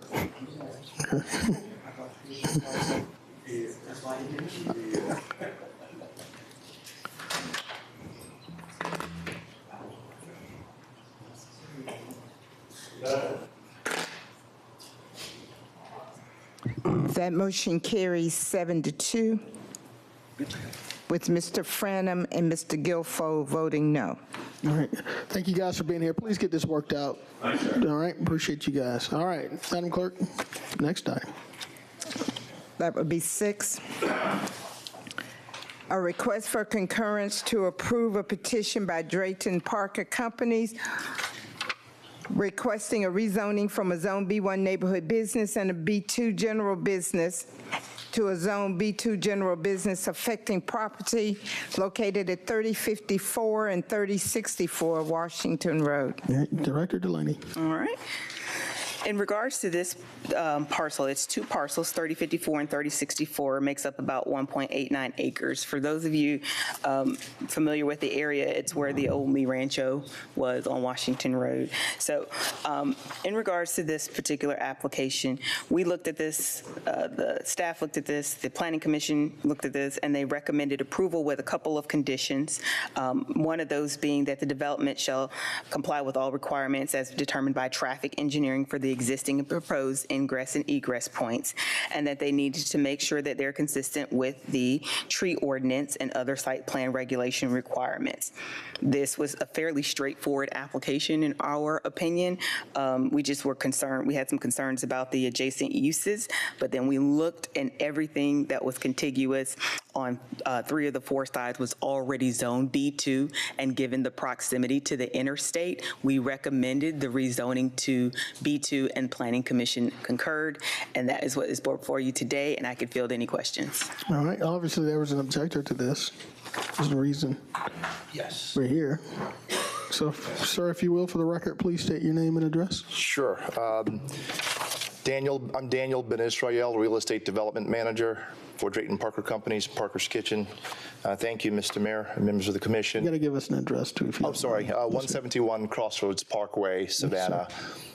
31405. All right, you have the floor, sir. Sure. Mr. Mayor, members of the commission, thank you, and staff did a great job of summarizing that vote by the commission, by the Planning Commission. However, there is one condition that they did attach to our proposal. They voted to recommend approval, and we agree with that. However, we do partially object to their recommendation in that one of their conditions was that we operate this store location under the conditions or restrictions found in the B1 zoning district. So they recommended approval to B2, however, with the condition that the site be operated with the conditions found in the B1 zoning district, one of those conditions is actually that we would be limited to 18 hours of operation. We would not be allowed to operate that store 24 hours a day. There are other conditions found. I think there are 5 total. And the other conditions include not having any gaming or gambling instruments on our property as well. We're okay with not having that, but our preference would be to have the straight B2 zoning designation without any restrictions applied to that property. So you're saying you're objecting to the other 4 conditions as well, or just the one without being able to operate 24 hours? Our request, just to simplify it, our request is that we be approved with B2 zoning without any conditions related to the B1 zoning district. Okay, I got a colleague in the queue, and we're going to get back to the Director Delaney. Commissioner Williams? Yes, Director Delaney. What is you talking about? So one of the things we all know is that there are residential uses immediately adjacent to the frontage of Washington Road. When we look at the rezonings to B2, we try to strive for consistency there, but we also have to be mindful of the investment people have made in their residential, in their residences. The majority of the homes in this section are owner occupied. This 24-hour facility would be immediately adjacent to a residence. In addition to that, the allowance for video, poker, gambling, that's one of the things that comes with B2. So the 2 main objections, because B1 allows for a convenience store, B1 has a special exception, but you can't operate for 24 hours and you can't have the video gambling. So those are the 2 main things that that would discern the 2 or differentiate the 2. Yeah, but video gambling in Georgia is just a plaything now, right? Yeah. It's not legal, correct? Video gambling? Through the Georgia Lottery, some of their games are video operated. I think they're COIN, COAM, something to that effect. I don't know. I'm going to go out on the limb. I don't see anybody else in the queue. Right. I'm just going to say we need to approve it with the B2 stipulations. I don't see where. Sometimes I'm up at 2 or 3 o'clock in the morning. Well, most nights, most mornings, I'm up at 2, 3 o'clock in the morning There may be a store I may want to go to, I don't know. I'll just say we need to approve it with the B2 stipulations. And those stipulations require that they only operate 18 hours a day?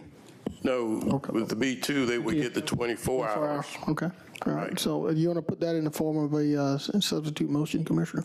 I thought I did when I said B2. If I may. Go ahead. I just got counsel from legal, and they said that the Georgia state of Georgia does allow for video gambling? Yeah. Sorry. Yeah. Commissioner, so the Georgia Lottery does license video gaming machines. It's a little bit complicated. You can roll, there are differentiations, but there is video gambling allowed, and that would be, and that's heavily restricted by the state of Georgia, and would be permitted in a B2 zone at this location through a Georgia Lottery application. They actually do payouts, because I need to play. Yes. Okay. Sir, Drayton Parker Company, is it your intent to operate this store? Do you have any video gaming in any of your stores? We do have them in some of our locations. I do not know. I honestly do not know if operations intends to place those gaming machines in this location. But even so, Mr. Mayor, you probably have, if you do have anybody, you have 1 or 2 people that'll go over there and play, and 2 or 3 o'clock in the morning, they probably won't be there.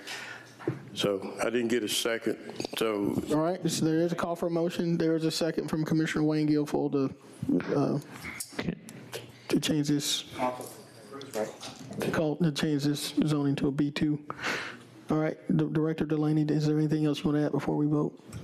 For, just for the record, to make it clean, we would just remove condition number 1. All right. If you just want regular B2. I will say, because the Planning Commission entrusts me to communicate, their concern is about the loitering that happens and some of those challenges. Right. Commissioner Franham, I'm coming to you. Yes. All right, Commissioner Franham. That was where I was going with this is, do we have the ability, if it goes to B2, to make sure the gaming piece is passed by this government, or they can just do it? Yep. And there's no way to put a stipulation. Commissioner, according to state law is very, very, very restrictive once a zoning for a zoning allowance. If we go to B2, we would not be able to have a condition to restrict for gaming and that's a specific state law that prohibits us from doing that. Can you explain to me the security aspect at Parker's? Do you all have 24-hour security there? Or explain to me kind of that? Sure. We have. We don't have manned security, if you will. We do have security cameras that are on, throughout the day, 24 hours a day. That's being monitored by our staff. And that's. Yeah, I'm concerned. I mean, I'll support it, but I'm just concerned about the lording aspect of the homeless that are in those hotels around there and coming in this all night, hours of the night. So, thank you, Mr. Mayor. You got it. All right. Commissioner Williams, you have a motion. There's been a proper second. You'd like to add some further before we vote? No, sir, I'm ready to go home. All right, let's vote, Madam Clerk. If you will, restate the motion. That's to change this zoning to a B2 with no restrictions. All right, let's vote, colleagues. Mm-hmm.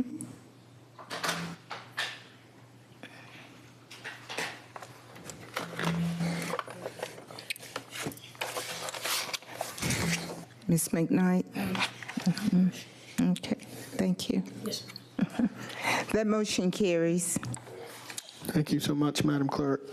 Let's move on to item 10. Thank you. Thank you, sir. Thank you. That would be 12. 10. Yeah. Number 10. 10? I didn't realize 10. Item 10 is a request for concurrence with the Planning Commission to deny petition on behalf of Greater Apostolic Temple requesting a special exception to construct a church parking lot affecting properties at 3002, 04, 06 Green Forest Drive. All right, Director Delaney. These 3 parcels make up 1.18 acres. This is also an item that moved from Planning Commission to the full commission, and the full commission sent it back. So this will be your second time hearing this one. The Planning Commission listened to both sides, and they determined that they would like to still stick with the recommendation for denial. They felt that the proposed use was incompatible. It's not consistent with the comprehensive plan, and it is not considered desirable by the existing and surrounding uses as put forth in the zoning ordinance. Desirability for special exceptions is a criteria. I can field any questions. All right, Commissioner Guilfoyle from the 10th. Thank you, Mr. Mayor. Mr. Mayor, naturally, Director Laney was talking about this came before us a little month and a half ago, and the main thing was we had recommended Mr. Hone to go throughout the neighborhood to get the support of the residents there, because that was the concern at that time. Now he's actually back here before us, and I think if you would allow him to speak, I think he would enlighten us. All right, yes, sir. Come up, please. You can come to this side over here, side. All right. For the record, please state your name and address. My name is Darren Ware, 4829 Apple Court, Augusta, 30909. All right. Thank you, Mr. Ware. You have the floor, sir. All right. I have a drive that I would like that you all can take a look at the properties that we're proposing. There's a rendering of a finished product. And I also we went out to the community. We had a meeting over at the church, and as well as to our neighbors. And we have almost maybe 90% of the neighbors that says they're in agreement, total agreement with us and what we're doing. We actually been a plus to the community. And for some reason, it's been, miscommunicated that, we don't do anything for the community. But we've been there over 40 plus years, and we've have several programs that we offer to the community.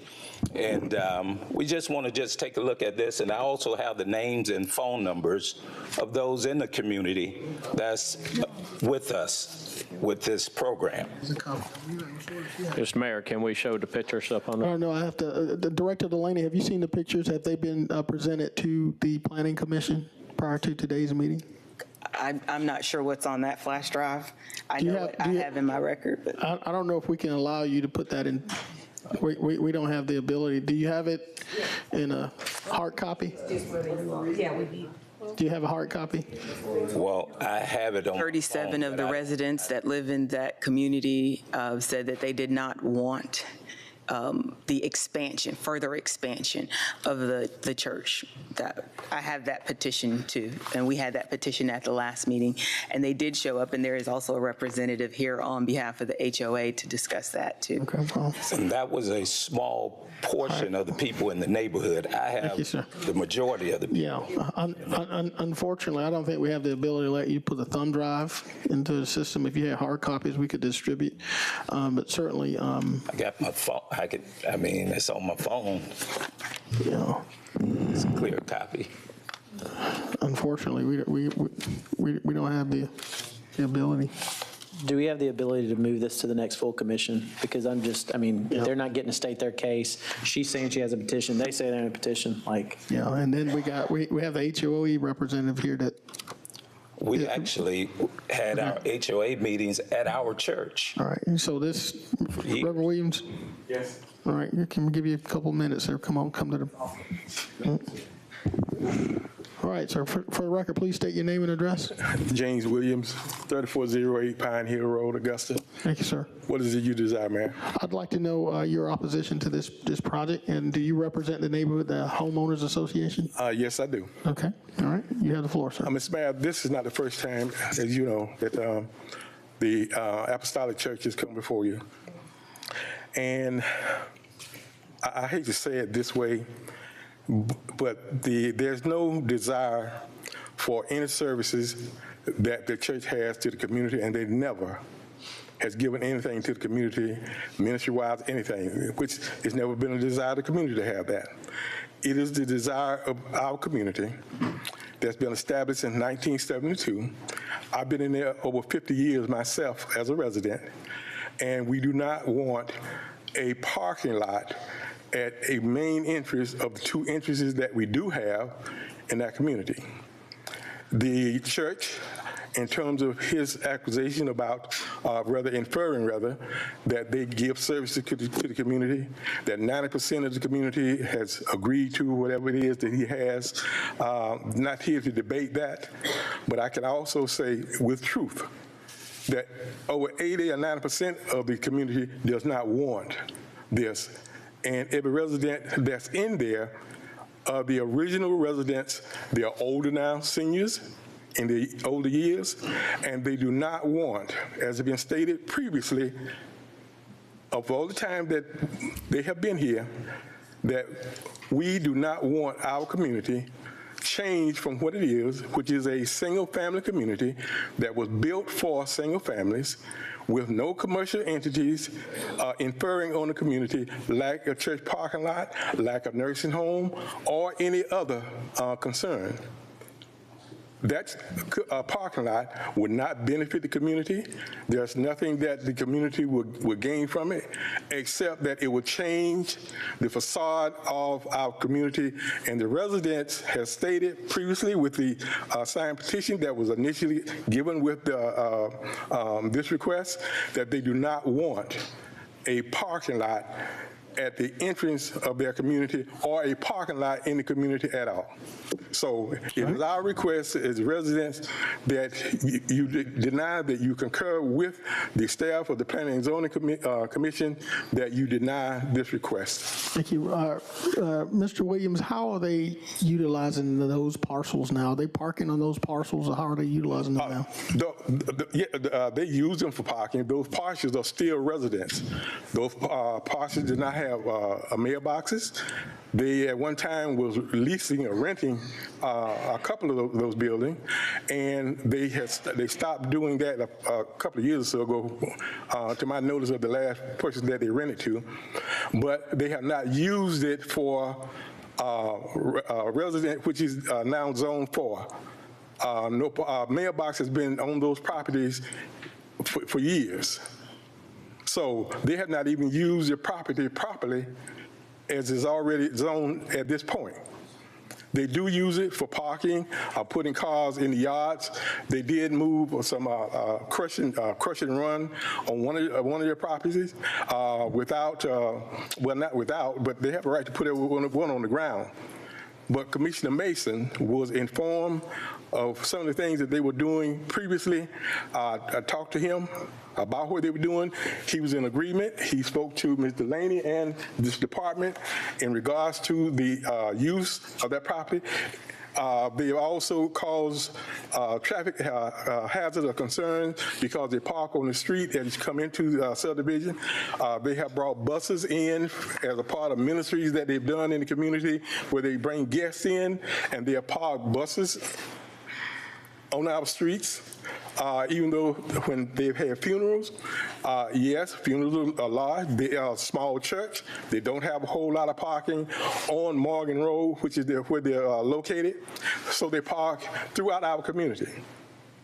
And parking, the way they do park, they cause a traffic hazard at the entrance going into that subdivision because they park on both sides of the street.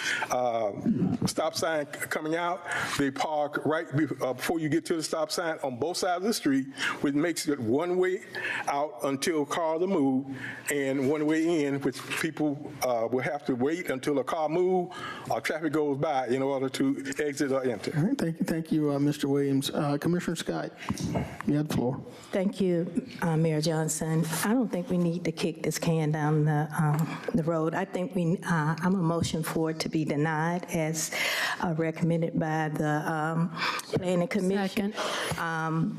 I know the gentleman said that they had some community meetings, but the people that I talked to in the community, and I've been working with this community since I've been sitting here almost 4 years, and there has always been some issues issues from blowing grass after it's cut into the retention pond and other not so good neighboring activity. So I'm asking my colleagues to please vote to deny this. All right, thank you. There was a second by Mr. Commissioner Williams earlier. So there's a motion and there's a second. Commissioner Franham, you in the queue before we vote? I just have a clarity on a statement the gentleman just said, just clarity for what you just said. So you help me just to understand this, and I'll support what my colleague said, but you're stating that there's safety issues for parking on the streets and they go one lane, but the residents don't want them to have a parking lot to where they'd be able to park the cars and make it to where those safety aspects would no longer be an issue. Is that correct? You don't want the parking lot, but you're okay with the safety issues? Yes, we do. Especially on Sundays when they come for services, they park on the curb, on the street. Okay?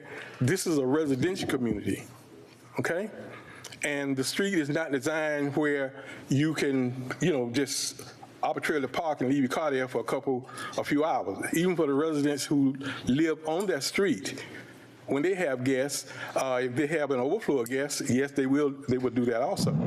But the concern is that there is a safety hazard for the residents and even an encumbrance, because when there's traffic like that, parking like that, you have a problem getting in and out.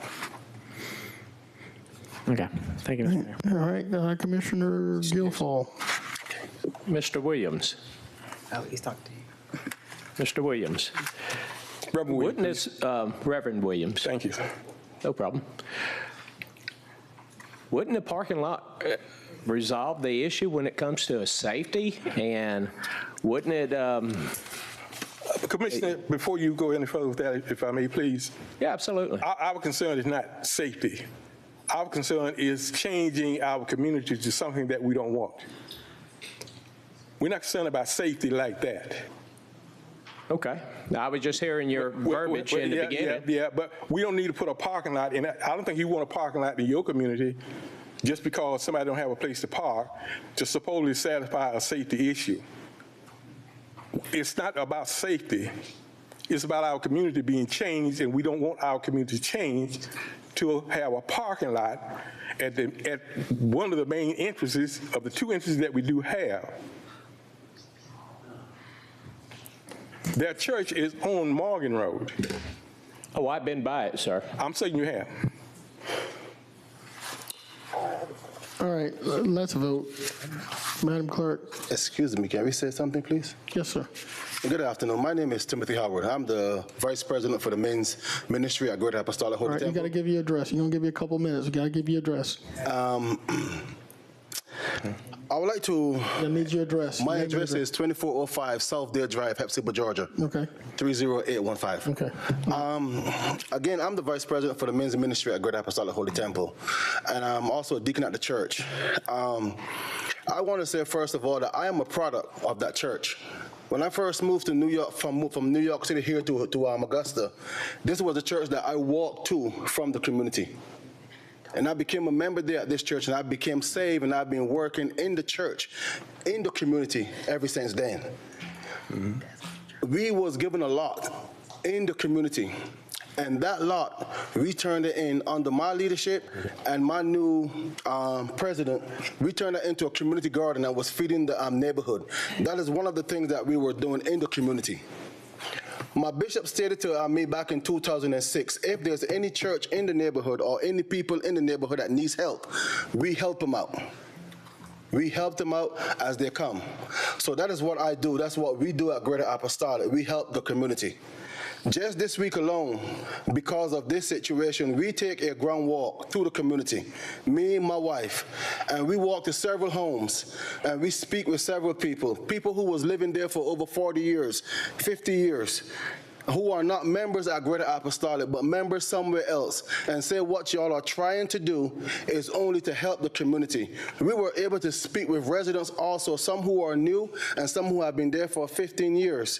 And they are saying they didn't have no other church to go to because they didn't have no vehicles. We opened the door to let them know, come on, this is where you can come.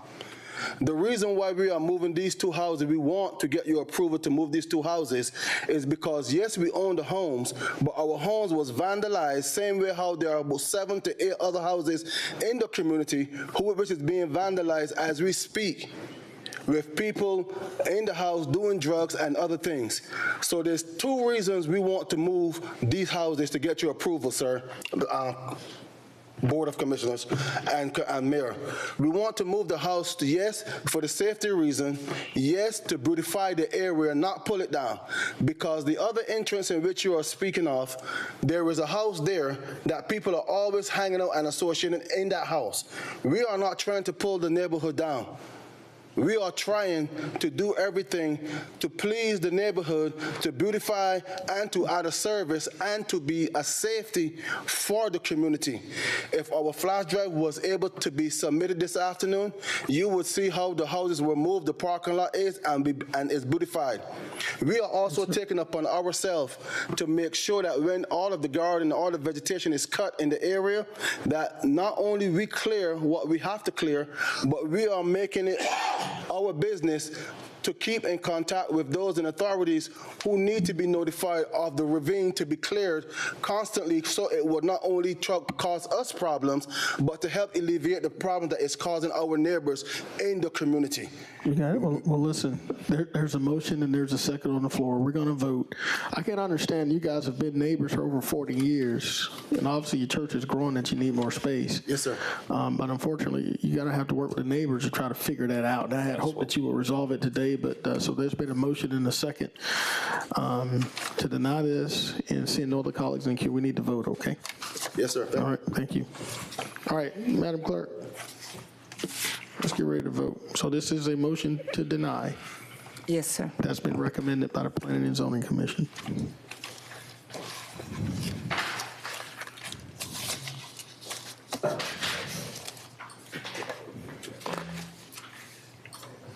Madam Clerk, I'm present. Yeah. That motion carries 7 to 1. Mr. Mayor is voting no. Mr. Guilfoyle is voting present.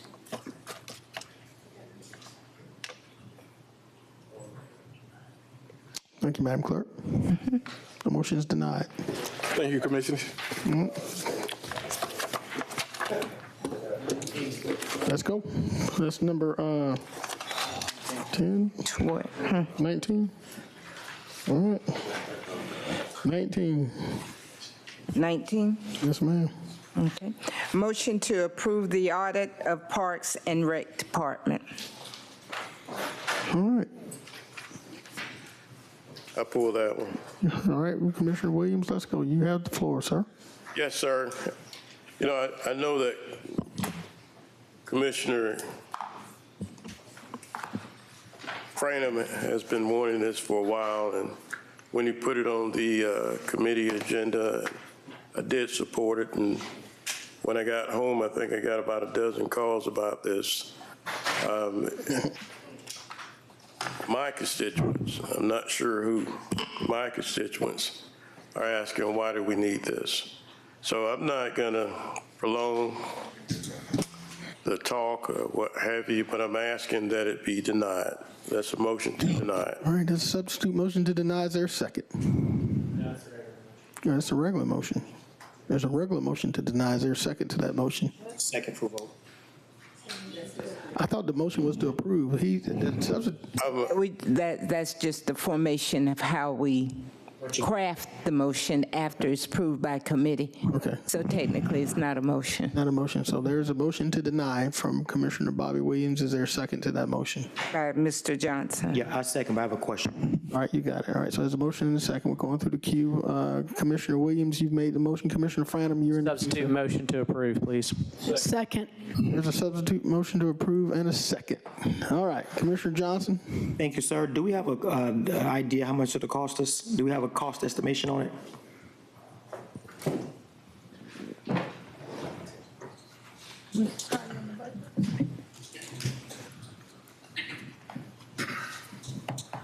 Good afternoon again.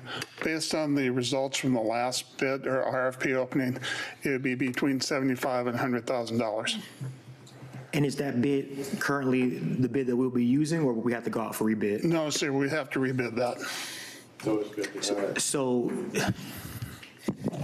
would it make more sense to put out a bid for audit before we approve an audit? Because if we approve the audit, we don't really know how much it's going to cost, or are we going to approve it, then go out and ask for somebody to come do it? I believe this was to authorize us to go out for an RFP. Okay. And do we have a funding source that we are identifying so far? That is currently in the finance department's budget. For audit, 75 to 100? That's an estimated 75 to 100,000? Yes, sir. Okay. All right, thank you. All right, Madam Clerk, there's a substitute motion to approve. With a second. Colleagues, we're voting.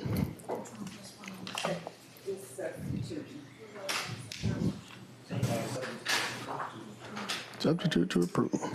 To approve.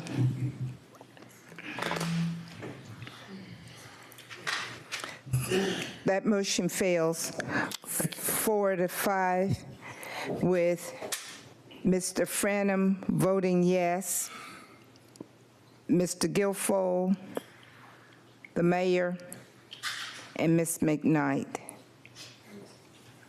All right, Madam Clerk, let's go to the original motion. May I ask a question? Yes, sir. I guess it may need to go to the attorney. Mr. Attorney, with it already failing, do we need to do another vote? Because my motion was to deny. He wanted to approve. We've already voted it down, so do we have to vote on it? Procedurally, you would still vote on it, but the impact is what you're suggesting. Well, okay. All right, so we're now going to do the motion to deny. Commissioner Bobby Williams, motion to deny.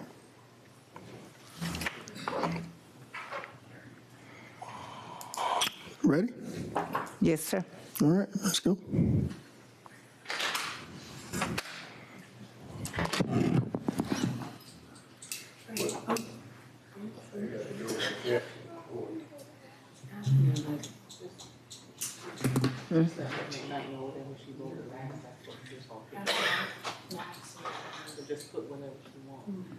What? So how are you voting? What? Oh. Change it. Change it. What you gonna do? No, you're not. Okay. You're voting to deny? Are you kidding me? No, she voted to deny.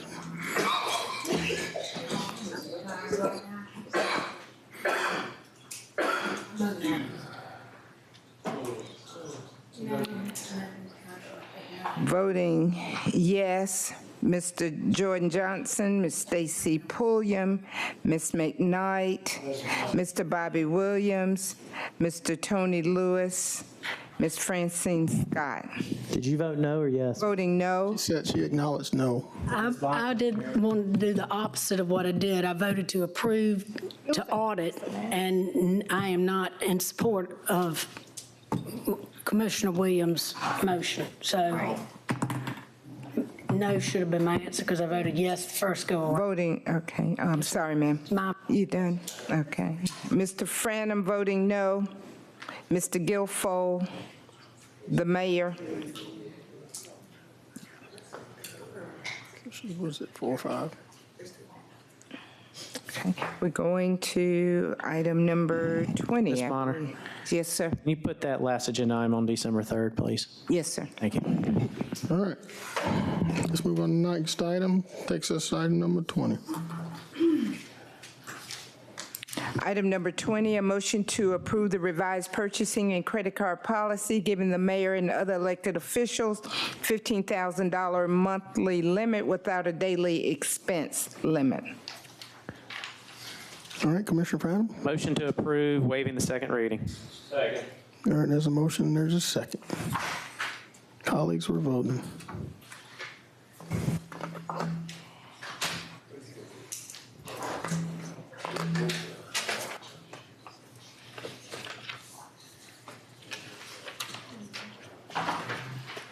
21. 21.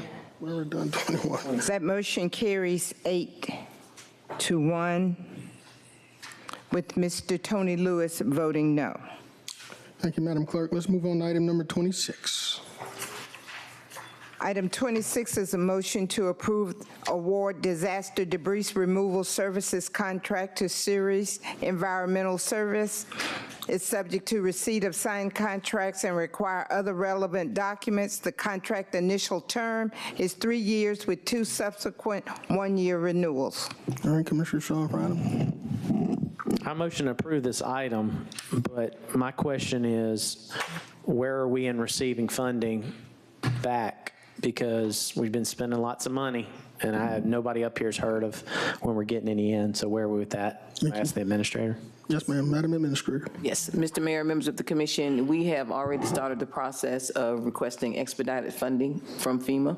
So we are waiting to have another meeting as it relates to our estimated cost of debris, estimated amount of debris, to actually factor that in the respective requests that we're presenting. Because the Army Corps of Engineers determines that? Yes, sir. And they're like undervaluing where we are right now, correct? Yes, sir. And will we get approval for funding before we have to dole out any more money? Well, according to the FEMA representative, that we can look forward to having any respective funding back within a 2-week period of time is an estimated time frame. Thank you. You're welcome. All right, Commissioner Francine Scott. Thank you, Mr. Mayor. Madam Administrator. Yes, ma'am. If we get approval for what we have submitted, right, in terms of the getting the money returned to us, what we have put out, we don't know if any of the requisition, for lack of a better word, that we have submitted to FEMA, that we don't know if any of that is going to be allowable expense. Is that correct? The expedited funding is actually based on the number that is provided by the Army Corps of Engineers. Then the other items that we actually have the definitive documentation, those are being reviewed as well. So it's a different process when we present that information, different than the expedited. Expedited means you get the information into them. FEMA actually gives you 50% of that estimated cost, and then the other 50%, they give it to GEMA, really. We're provided the money through GEMA, and so GEMA will hold the other 50% and give it to us back as part of the reconciliation.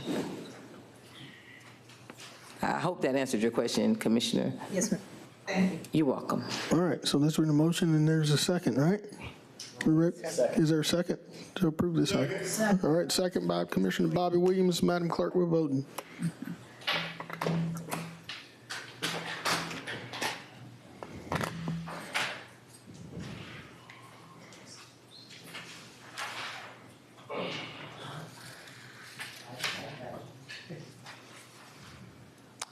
Unanimous. Thank you, ma'am. Let's go to item 28. 27. Sorry, 27, then 28. Okay.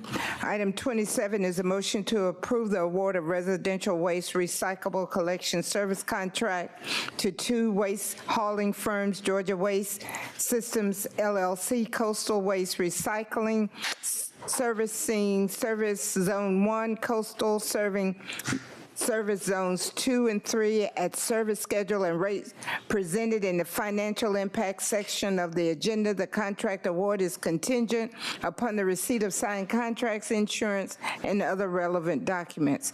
The contract is effective January 1st, 2025, ending December 31, 2034, with an option to renew for 2 additional 2-year terms. Also approve the residential waste mandatory collection service new rate at $440 per parcel account to cover the cost of waste collection and incidental environmental services effective January 1st, 2025.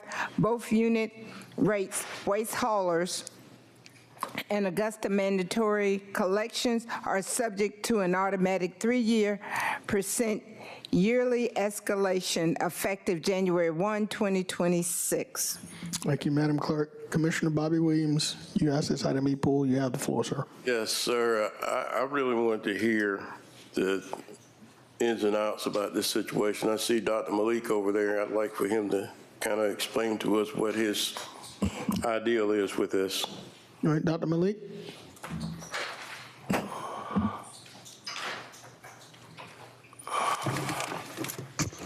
It's a good afternoon.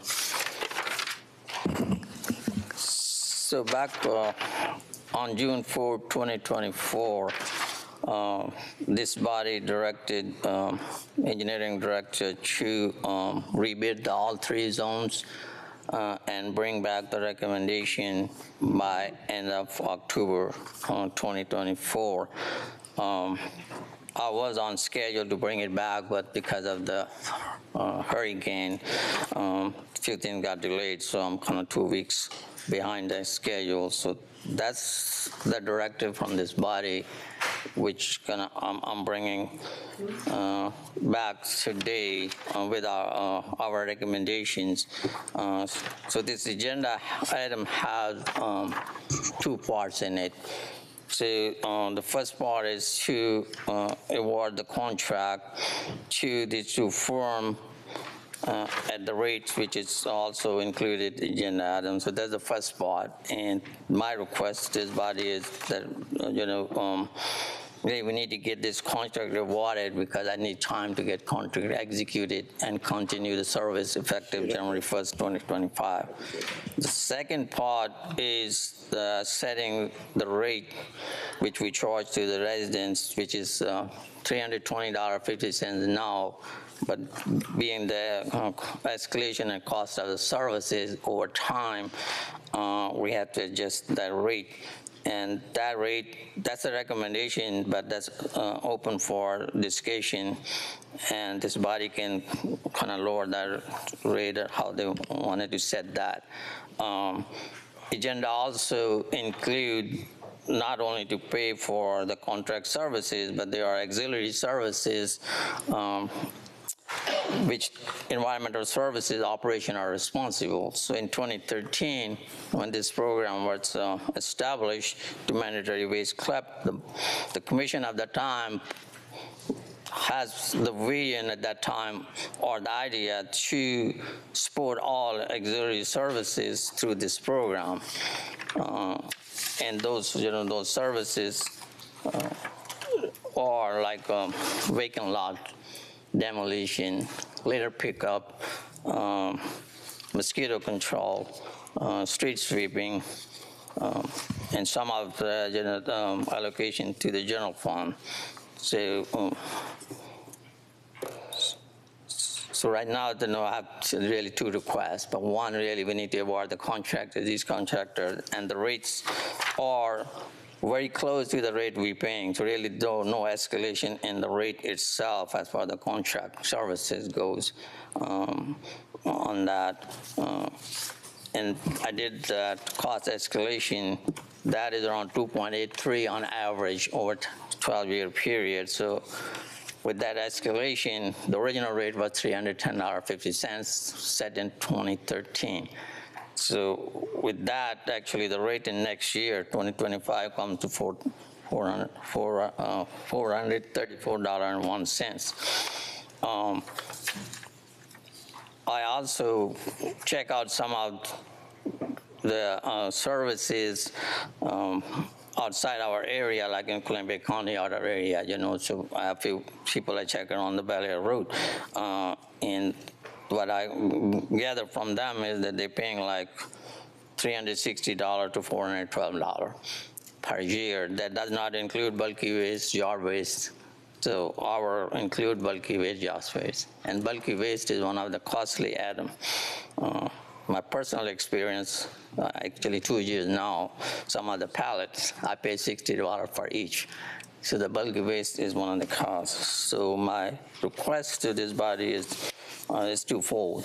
One is to award the contract, and second is set the rate. But really, I will reemphasize again that we need to move forward with awarding the contract. And we can have more discussion in the next meeting. I will provide you all the detail about the rates, how it was set, and what the scale, is $10. 440 is roughly $10 a month. But I will provide you what it will generate if $9, $8, and all that. So presently, is around 22.5 million or something we generate, and that's offset the cost of the contract itself, but it does not cover any auxiliary services. And that's what, we got to figure out, how to cover that cost. Gotcha. It sounds pretty good. I think one of the things that Attorney Brown did state to me, and I think I see it here, was that we did need to have one particular person doing, one particular company doing the waste management. We needed multiple people. And you said, basically, I think one of the things we talked about is this basically going to bring all three zones in line with each other pretty much? Yes, sir. So you look at the rate is right now is uniform rate, no matter where the service is. On the grant we have two rates actually. Zone 1 has different rate, and Zone 2 and 3 has different rates, okay. And they've been adjusted differently. So this will uniform everything. Okay, so it does that. So when does it take place? I mean, if we were to approve it, when does it start? It's effective January 1st, 2025. So another month and a half. Okay. Any other logistics you want to tell us about that may help us make up our mind? So, $10 is my odds, but, Commission can consider somewhere in between $8, $10, $7.50 to $10. Give me, and then escalation for resident size. The contract size is already in the contract, 3%, and it was discussed previously in the body. That can be scaled down to 2%. Yeah, you said the last time we talked about this was June or July, I think. Yes, sir, it was June 4th, 2024. Long time ago, huh? Yes, sir. Okay. I'm going to make a motion that we approve it. All right, there's a motion. Is there a second? Substitute motion. There's a substitute motion. Yes, and I'll second. Wait a minute. We got a second from Johnson. All right, so there's a second from Commissioner Johnson on the approval. All right, so we have a motion to approve with a proper second. All right, Commissioner Williams, you good, or are we moving on to Commissioner Franham? You can move it on there. All right, Commissioner Franham, you got the floor, sir. Substitute motion to send it to Administrative Services next week, please. Second. There's a second. Substitution motion to send it to Administrative Services with a proper second. All right? Mr. Mayor. Yes, sir. I like why we keep kicking this thing down the line. There's no kicking. What is the problem, Mr. Franklin? There's no kicking the can down the road. The fact that the administrator and Hamid have had questions but not fully vetted, as well as concerns that multiple commissioners had. I had a conversation with Hamid as well. And so no, it's no kicking can down the road, sir, at all. It's just making sure we're on the same sheet of music. And there's no reason to wait that we have to approve it today. We can do it next week. Same thing happens. But I'm asking, what are still our issues? Because last time we talked about it was June or July, and there was 3, 4, 5, 6 months before that we kicked it to July, and now this is November, and we're going to kick it again. So we're not kicking. Because the thing about it, you and Commissioner Garrett, you all kept saying it wasn't ready for prime time. Well, according to y'all, it's never ready for prime time. Yeah. He's done the work. He went back. He looked at 2 different entities. He looked at making the payment equitable for all the different zones. So what are we looking for now? I'm just asking the question, why we keep kicking it down the line? Well, number one, we're not looking for an increase to the constituents as much as possible, understanding that it might have to be a slight increase, but not a 440 increase. Number two, when we talked about this months ago, we talked about one provider for all 3 zones. That wasn't discussed yet. I haven't had that conversation with me. As well as, is there opportunities to lower some costs? Do we really need bulky waste? I mean, there's certain things that we need to have a deeper dive before we just approve this contract. So yes, sir, if you want to call it kicking out of the can to get answers, then you can call it that. Well, if I may, Mr. Mayor, I don't think we need one person or one company, because when one company decides that they don't want to do any work, then they shut down the whole county. That's one. We talk about bulky waste. I think that's something that is needed, because if they're not picking up bulky waste, what are we doing? We got to put it on the back of our own trucks or what have you and take it down. You got a lot of people who just aren't willing to do that.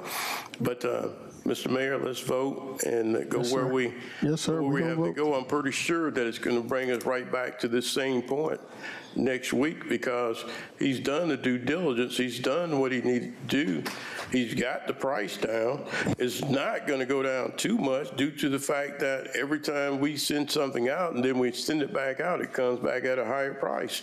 I mean, we can do what we need to do, but look, I'm tired of kicking it. All right, thank you, sir. Commissioner Stacy Pulliam, you have the floor, madam. Thank you so much, Mayor Johnson. My question is, you mentioned that there were 2 different pricing structures. Did I hear that correctly? You said which zone was a certain, there were 2 different rates for the different zones, correct? Yeah, so zone 1, which is more or less older city area, and this is one structure, and the zone 2, which is kind of outer area, has a different rate structure. So some of our constituents will be paying one rate in the. Okay, but when we approve it, everything is the same. Yeah, what I brought it to you is a uniform rate. Okay. And, one of the other conditions from this body was that don't require the CNG or the fuel, so we're not requiring, whatever fuel they want to use it, Okay, so everyone will be paying the same rate? Yes, okay. Everything is the same on that. And in my assessment, staff assessment, we did all that, 1 versus 2 contractors. It's the 308 square mile area. There's no way 1 contractor can maintain the level of service. I look at the mist and all that. It's not a perfect. So we're gonna have more issues going with one contractor with the level of the service. So actually, I will go on the record. We have more. And if we compare the level of service, the zone 1 is a little bit performing better, at least this year, compared to zone 2 and 3. They may disagree with me, but I'm just going with the data we have. Okay. Thank you, Dr. Malik. Yeah. All right, Commissioner Jordan Johnson from the first. Thank you, Mr. Mayor. I think Dr. Malik answered my question, so I won't be long. He just said something that I think should just really solidify this conversation. He said that we will have level of service issues with just 1 contractor, basically. And I think that alone is enough information for me to understand that what he's trying to present to us will help us. When we're talking about auxiliary services for vacant lots, demolition, litter control, street sweeping, that's District 1, that's District 2, that's District 5, and those are districts that need those services. And so when we're talking about level of service increasing with this proposal versus decreasing by going to one over another, whether that's waste management or coastal, and then having people paying different rates, I mean, goodness gracious, I think that this is what we actually asked him to go out and do. And so, I mean, why would we want to, muddy it up a little bit more for whatever reason? I'll ask this question and I'm gonna get out of the queue. Ms. Allen, this question is for our administrator. Do you have any type of opinion on this item, any type of recommendation? That's not a joke, I'm asking seriously. Yes, sir.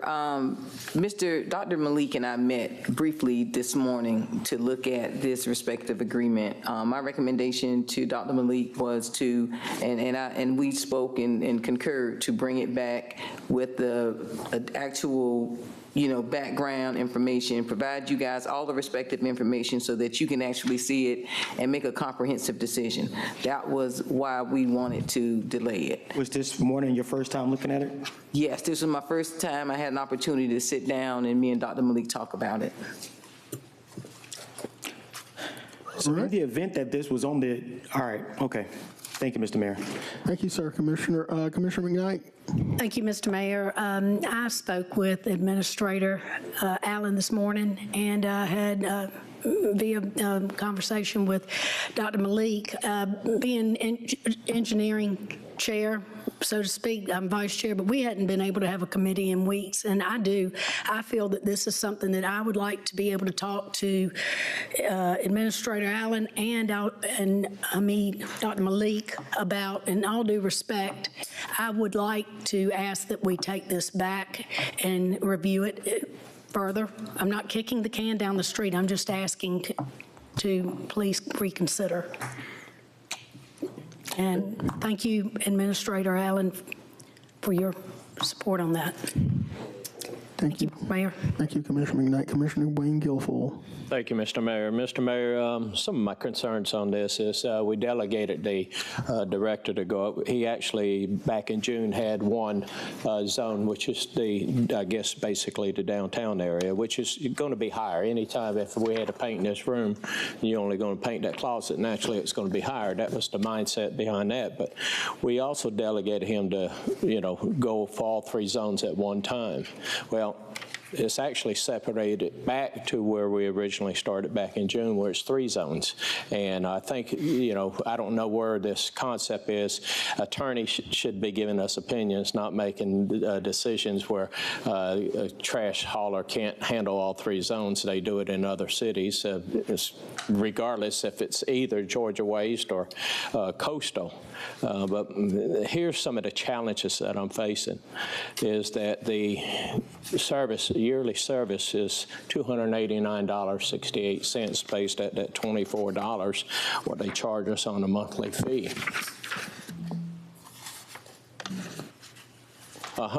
So basically what you charging the end user, $440, that's $150 that we're going to make in the clear to demo houses, I guess in your wording, and clean streets. But we didn't have to do this before. We was able to absorb it years ago, where the former director did the street sweeping. He did the demolition of houses, and that was based at, what, $289 a year? No, sir. But anyway, and you have the built-in 3% multiplier on this? Yes, sir. Okay, so in 5 years, it'll go from $440 to $495 for the end use. But I think it might be best for us to send this back to committee to where we could have some deeper discussions. None of us had a chance to look at this paperwork, so I'm going to support going back to committee. Thank you, Commissioner Wayne Guilfoyle. Commissioner Francine Scott. Thank you, Mr. Mayor Johnson. Madam Administrator, at one point, didn't we have a RFP on this? And if so, what happened to that? Did we remove it from the street? I have referred that to Dr. Malik. Yeah, so we went through the procurement process, yes, and that's why I'm bringing that recommendation, and that's part of the, if you look at the agenda item under the analysis, there were 4 firms, they submitted their proposal, and they were evaluated per the criteria. So if you can see their rating, where they stand on their submittals, is on the analysis part of it. So we have 4 firms, they submitted the fee, they submitted, so we have a very good idea where the fee is per the current industry standards, and then there are some fees, maybe outliers are going to, caution this body, if somebody may be offering lower fee, but down the line, this body going to have a challenge. I mean, I deal with a contract that's almost 43 years, so the lowest fee is not, that's the reason we did the RFP. We didn't do the bid. So, yeah, because we have 4 different contractors presenting the fees, so we have a very good idea what the fee range is, under the current market. And back to the other question, the rate in 2013 was set, at least the document I have, at $300.10, and $310.50. You good, Commissioner? All right, Chair recognizes Commissioner Tone Lewis from the 6th. Thank you, Mayor Johnson. Dr. Malik, when have we had an increase in our collection for our residents? What was the last increase, in what year? So the rate was set again in 2013, $310.50, the document 310. I received. When the Environmental Services operation was handed to me, I went to look at that, and there was really need to primarily to support the vacant lot, all that. So I came to this body to add another $10. That was 2023. But that was not really increased based on the cost escalation. So that was only, which is kind of 83 cents a month, if you look at it that way. And so that was kind of insignificant increase. But since the program was established, there was no increase. And in that policy, which the body at the time adopted, the fees should be adjusted at the same rate as the contract cost was adjusted, which is the CPI index. So that was my next question.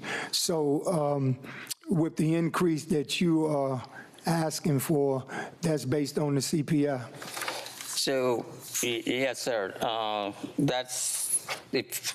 So I did that number, pull out the data, what the increase for holler was, and that average came to 2.83%. So I multiplied that from 2014 to all the way to 2025, and that comes $434.01. So I'm just, running that to $10 and $4.40 that way.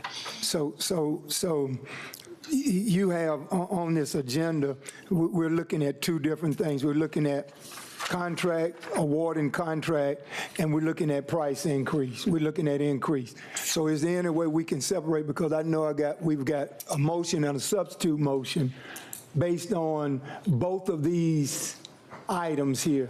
And I think if we separate, if we deal with the contract, now we can always come back and look at the increase that you're talking about, and it may be a nominal increase, and it may not be this full ask that you ask, and we have time to review it. So would it be acceptable that we just look at this contract and deal with the awarding of the contract, approving the contract, and give us some time to come back to look at the actual escalation costs or the increase in services for our constituents? How is that? I mean, you have them both together, but if we separate them, can you deal with that until you can sit down with our administrator? Because here's what I'm seeing. I think the problem lies not in the contract, but I think the problem lies in the increase. Yes, so my colleagues are looking at this one item and both, and looking at both things on there, the contract and the increase. So if we can do the contract, I think that's important, and we can always have a discussion about the increase. Yes, sir. That's a perfect solution in my opinion. Yes. So we can continue discussion on the rate, and I say it could be $7, $8, $9, $10, whatever. Right. Right. Give us enough time. Give you enough time to sit down, and give us enough time to really formulate our thoughts on whether we want to see an increase and at what price that increase will be. So we got a motion and a substitute motion. You do? Can I come? Yep.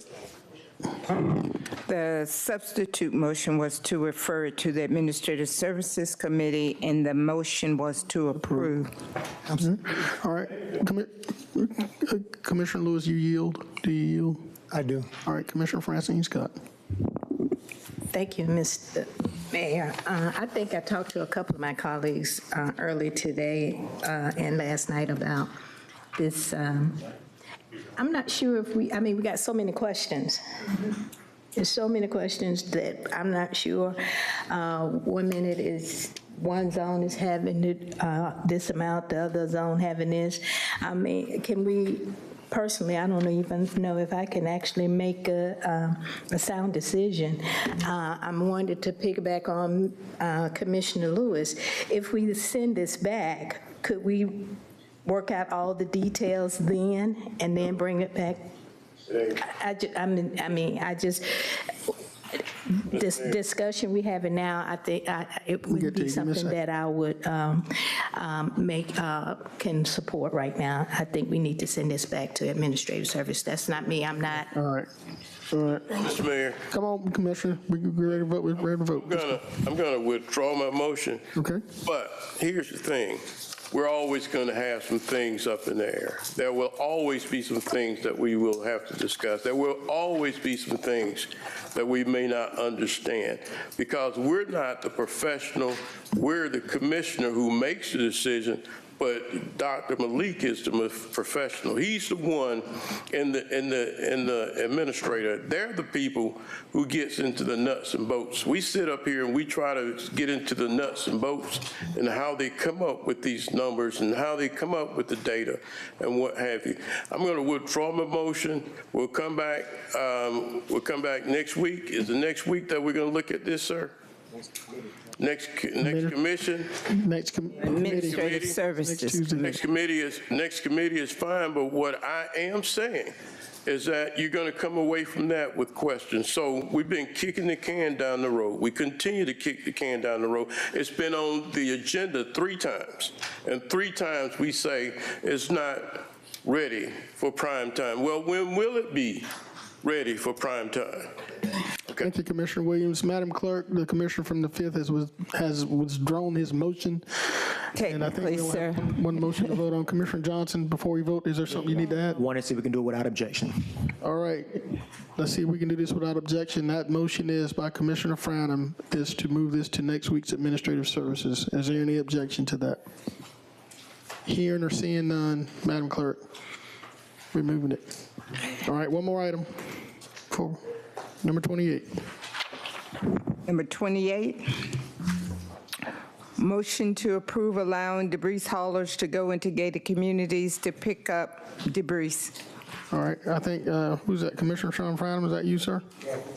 Commissioner Jordan Johnson, you have the floor. I had a question. I'm not opposed to this. I just wanted to ask 2 questions. 3 questions.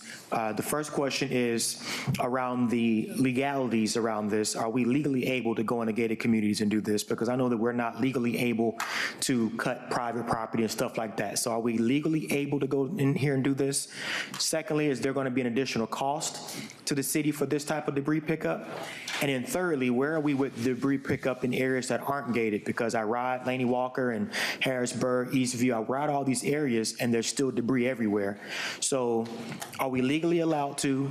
Is there an additional cost? And then what has been our progress on ongoing debris pickup? Whoever can answer those 3. I don't mind answering in that. I've talked to FEMA, and they have given us, I think, approval to go into some of these neighborhoods. As a matter of fact, they've been going into some of them that are deemed gated. So they've been picking up debris.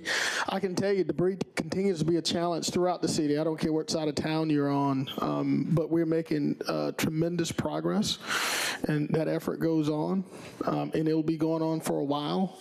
As you probably noticed, in some areas they make the first pickup, and they've essentially left a mess because people have to go kind of re-pile it up, and they have to come back a second time and probably come back a third time.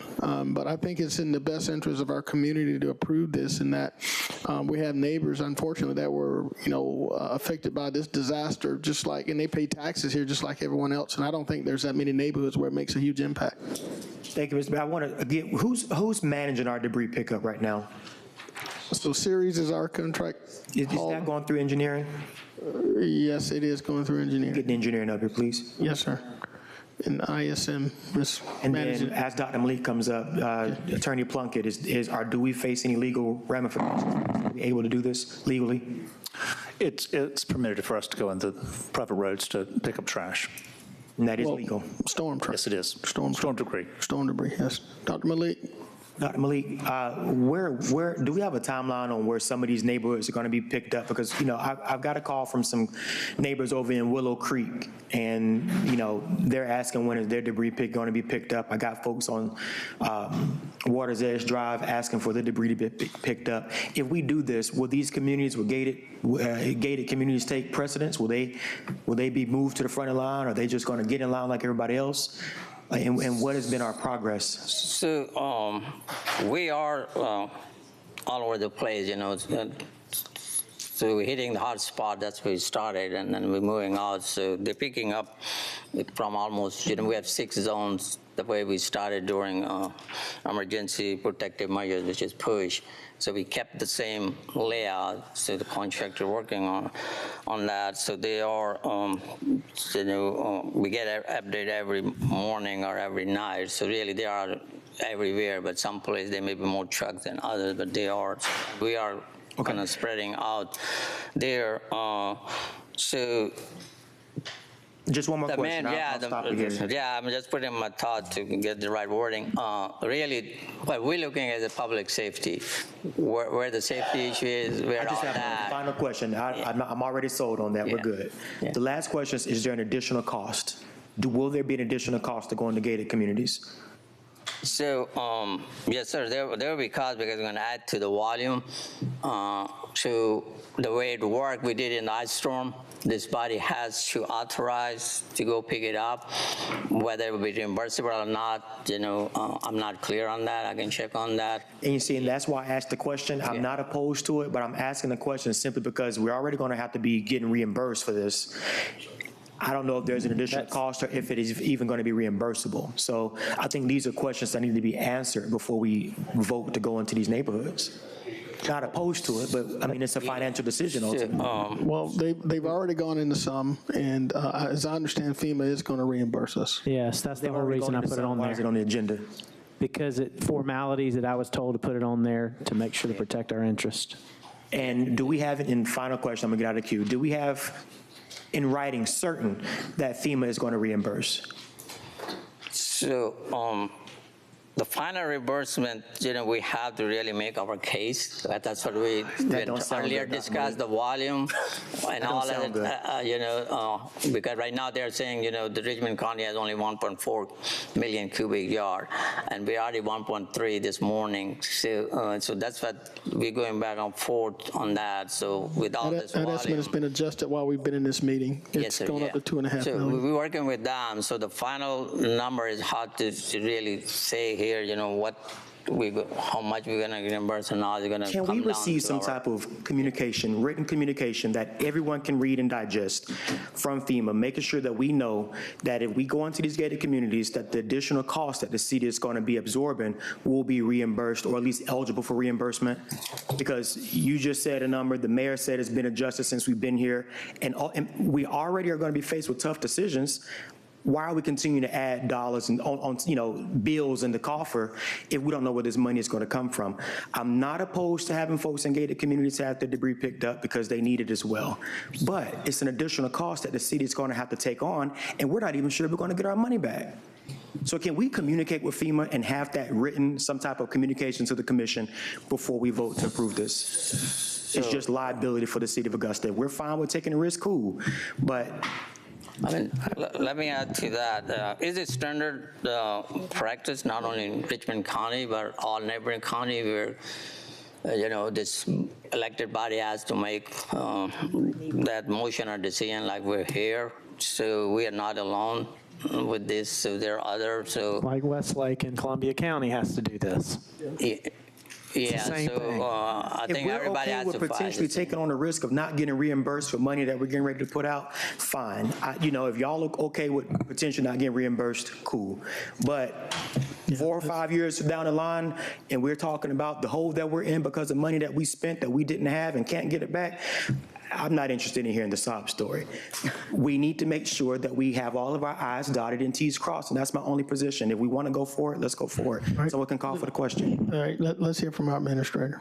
Commissioner Johnson, you're right for the respective concerns. However, as Dr. Malik stated before when we had the ice storm, we did go into the gated communities. We did have that respective information approved. According to our discussion that we have had with our FEMA representative that's here locally, he stated that if there is considered to be a public safety issue in that respective gated community because of the amount of debris, that it will be FEMA reimbursable. Can he put that in the form of writing, in an email or something?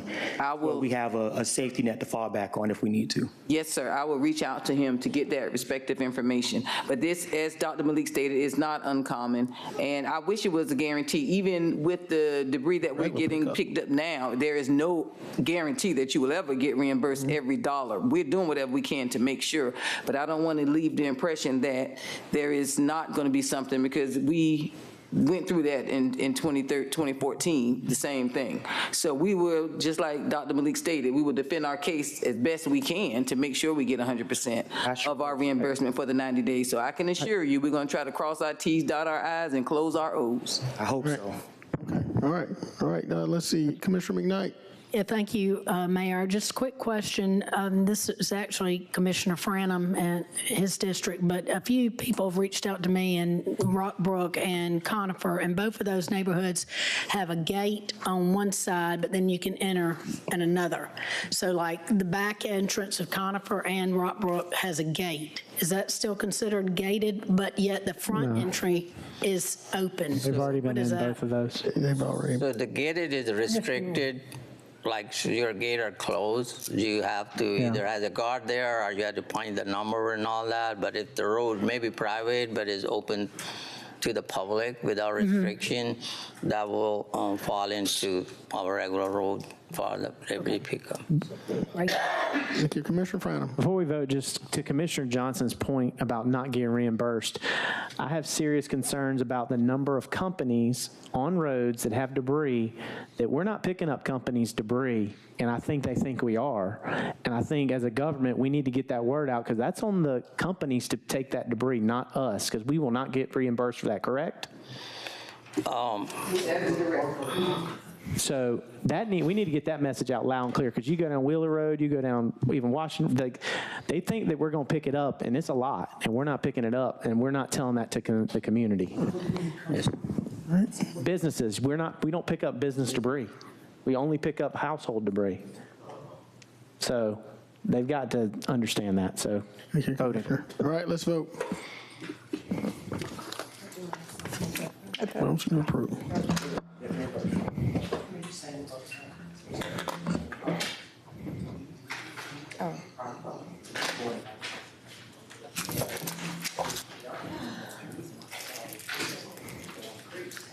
That motion carries. Yes, Ms. Pulliam, Ms. McKnight, Mr. Lewis, Mr. Franham, Ms. Scott, Mr. Guilfoyle, and Mr. Mayor. Thank you, Madam Clerk. I think that concludes our commission business, but Attorney Plunkett, I think we have a need to go to legal session. Mr. Mayor, we would ask for a motion to go Voted not present. I pressed the button. Okay. Well, it didn't show up. It just didn't show up. Go ahead.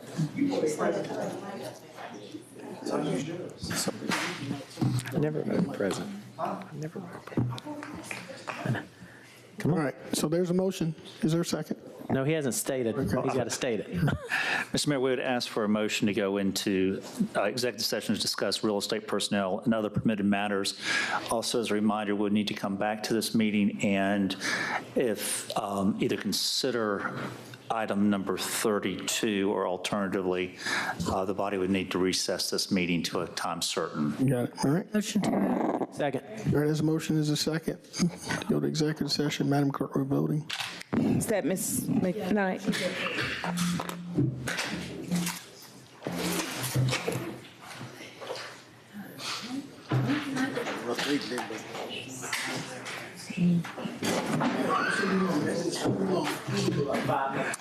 That motion carries. Mr. Johnson, Ms. Pulliam, Ms. McKnight, Mr. Lewis, Mr. Franham, Ms. Scott, Mr. Guilfoyle, and the mayor. So I can have it on the record.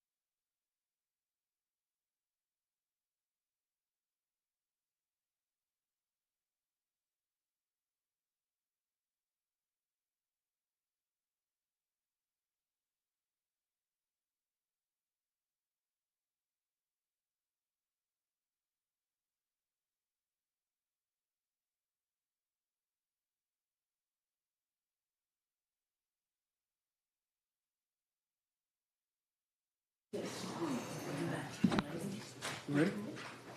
Good?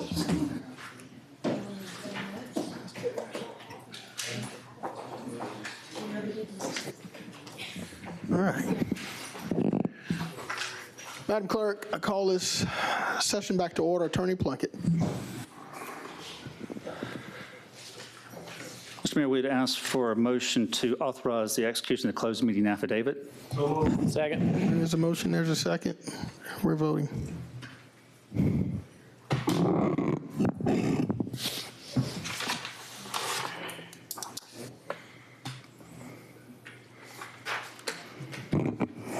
The motion carries 9-0. Thank you. Attorney Plunkett, are there any motions as a result of our legal session? There are, Mr. Mayor. The first, we'd ask a motion to approve a cybersecurity project with Charles River Associates and authorize the mayor to execute all required documents. So moved. Second. All right, there's a motion from my right, Commissioner Lewis, second by, Commissioner Guilfoyle, second by Commissioner Franham. Madam Clerk, we're voting.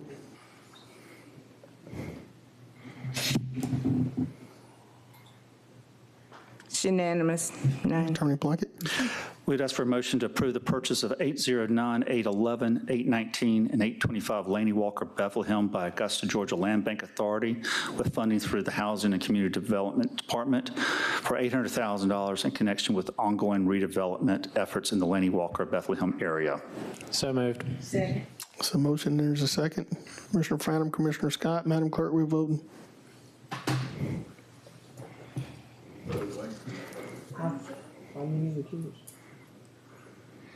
I don't know. You'll be fine. I don't think Ms. Bonner, I'll abstain due to a conflict of interest. Okay. Yes, sir. Go ahead. That motion carries with Mr. Johnson abstaining. Conflict of interest. All right. Stated. Attorney Plunkett. We would ask for a motion to hire a chief building official at a salary of $105,000 a year. So moved. There's a motion, is there a second? Second. A second by Commissioner Bobby Williams. Madam Clerk, we're voting.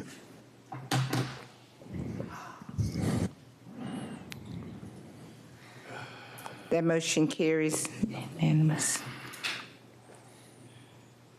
Okay, Attorney Plunkett. We would ask for a motion to hire Karen Sessoms as Deputy HR Director for a salary of $125,000.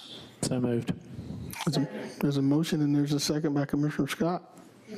Commissioner McKnight, I'm sorry. Madam Clerk, we're voting.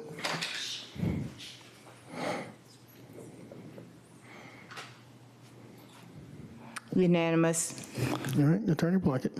We would ask for a motion to approve the lease of the municipal golf course to the Augusta, Georgia Land Bank Authority for a period of 50 years and to authorize the mayor and clerk of commission to execute a lease and other documents consisting with the provisions of term sheet for the patch, with such documents in form as approved by the administrator and the interim general counsel. Motion to approve. Good God almighty. How Are many? y'all fired up? What the hell? It's all- Let's go. Who did I hear first? Let's go. You heard Commissioner Pulliam. Stacey Pulliam is the motion. Who's second? Commissioner Catherine Smith McKnight is the How about second. unanimous? Madam Clerk, let's vote. That's about the funniest thing that's ever happened up here. You ain't kidding. Thought y'all, you act like y'all getting paid. It's unanimous. All right, We got one more. We got one more. We got one more. We got one more. Like to. Mr. Mayor, we would ask for nominations for the hiring of a director of Parks and Recreation. Motion to I'd like approve. to nominate Tamika Williams for the Parks and Rec Director position. All right, there's a second All from right. Commissioner Close all Scott. I heard that nominations first. as well. I was ready to go. There's a motion, there's a second. There's been a request for closing nominations. Colleagues, we're voting. Yeah, you're gonna let this thing play out. Oh, wait a Unanimous. minute. Wait a minute. We need a motion to recess. That's your budget. Let's publish this vote, and then we're going to motion to recess. That motion is unanimous. Yes, sir. We have, To just recess. That's all part of it. That's included. Mr. Yes, sir. all right. Item number 32 and not have any recess. Well, Attorney Plunkett, can you give us language to recess this meeting, please? Mr. Mayor, you can make a motion on your own to recess this meeting to a time certain. So that could either be next Tuesday at whatever time you want to do. Yes, sir. I motion that we recess this meeting to next week's scheduled committee meeting. No second is required. I'll second. No seconds required. But there is a vote. A vote is required. Right, okay, a vote is required, so let's vote. Colleagues are voting.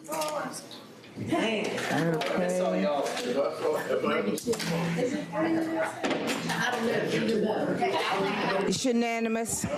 All right, thank you. This meeting's hereby recessed. All right.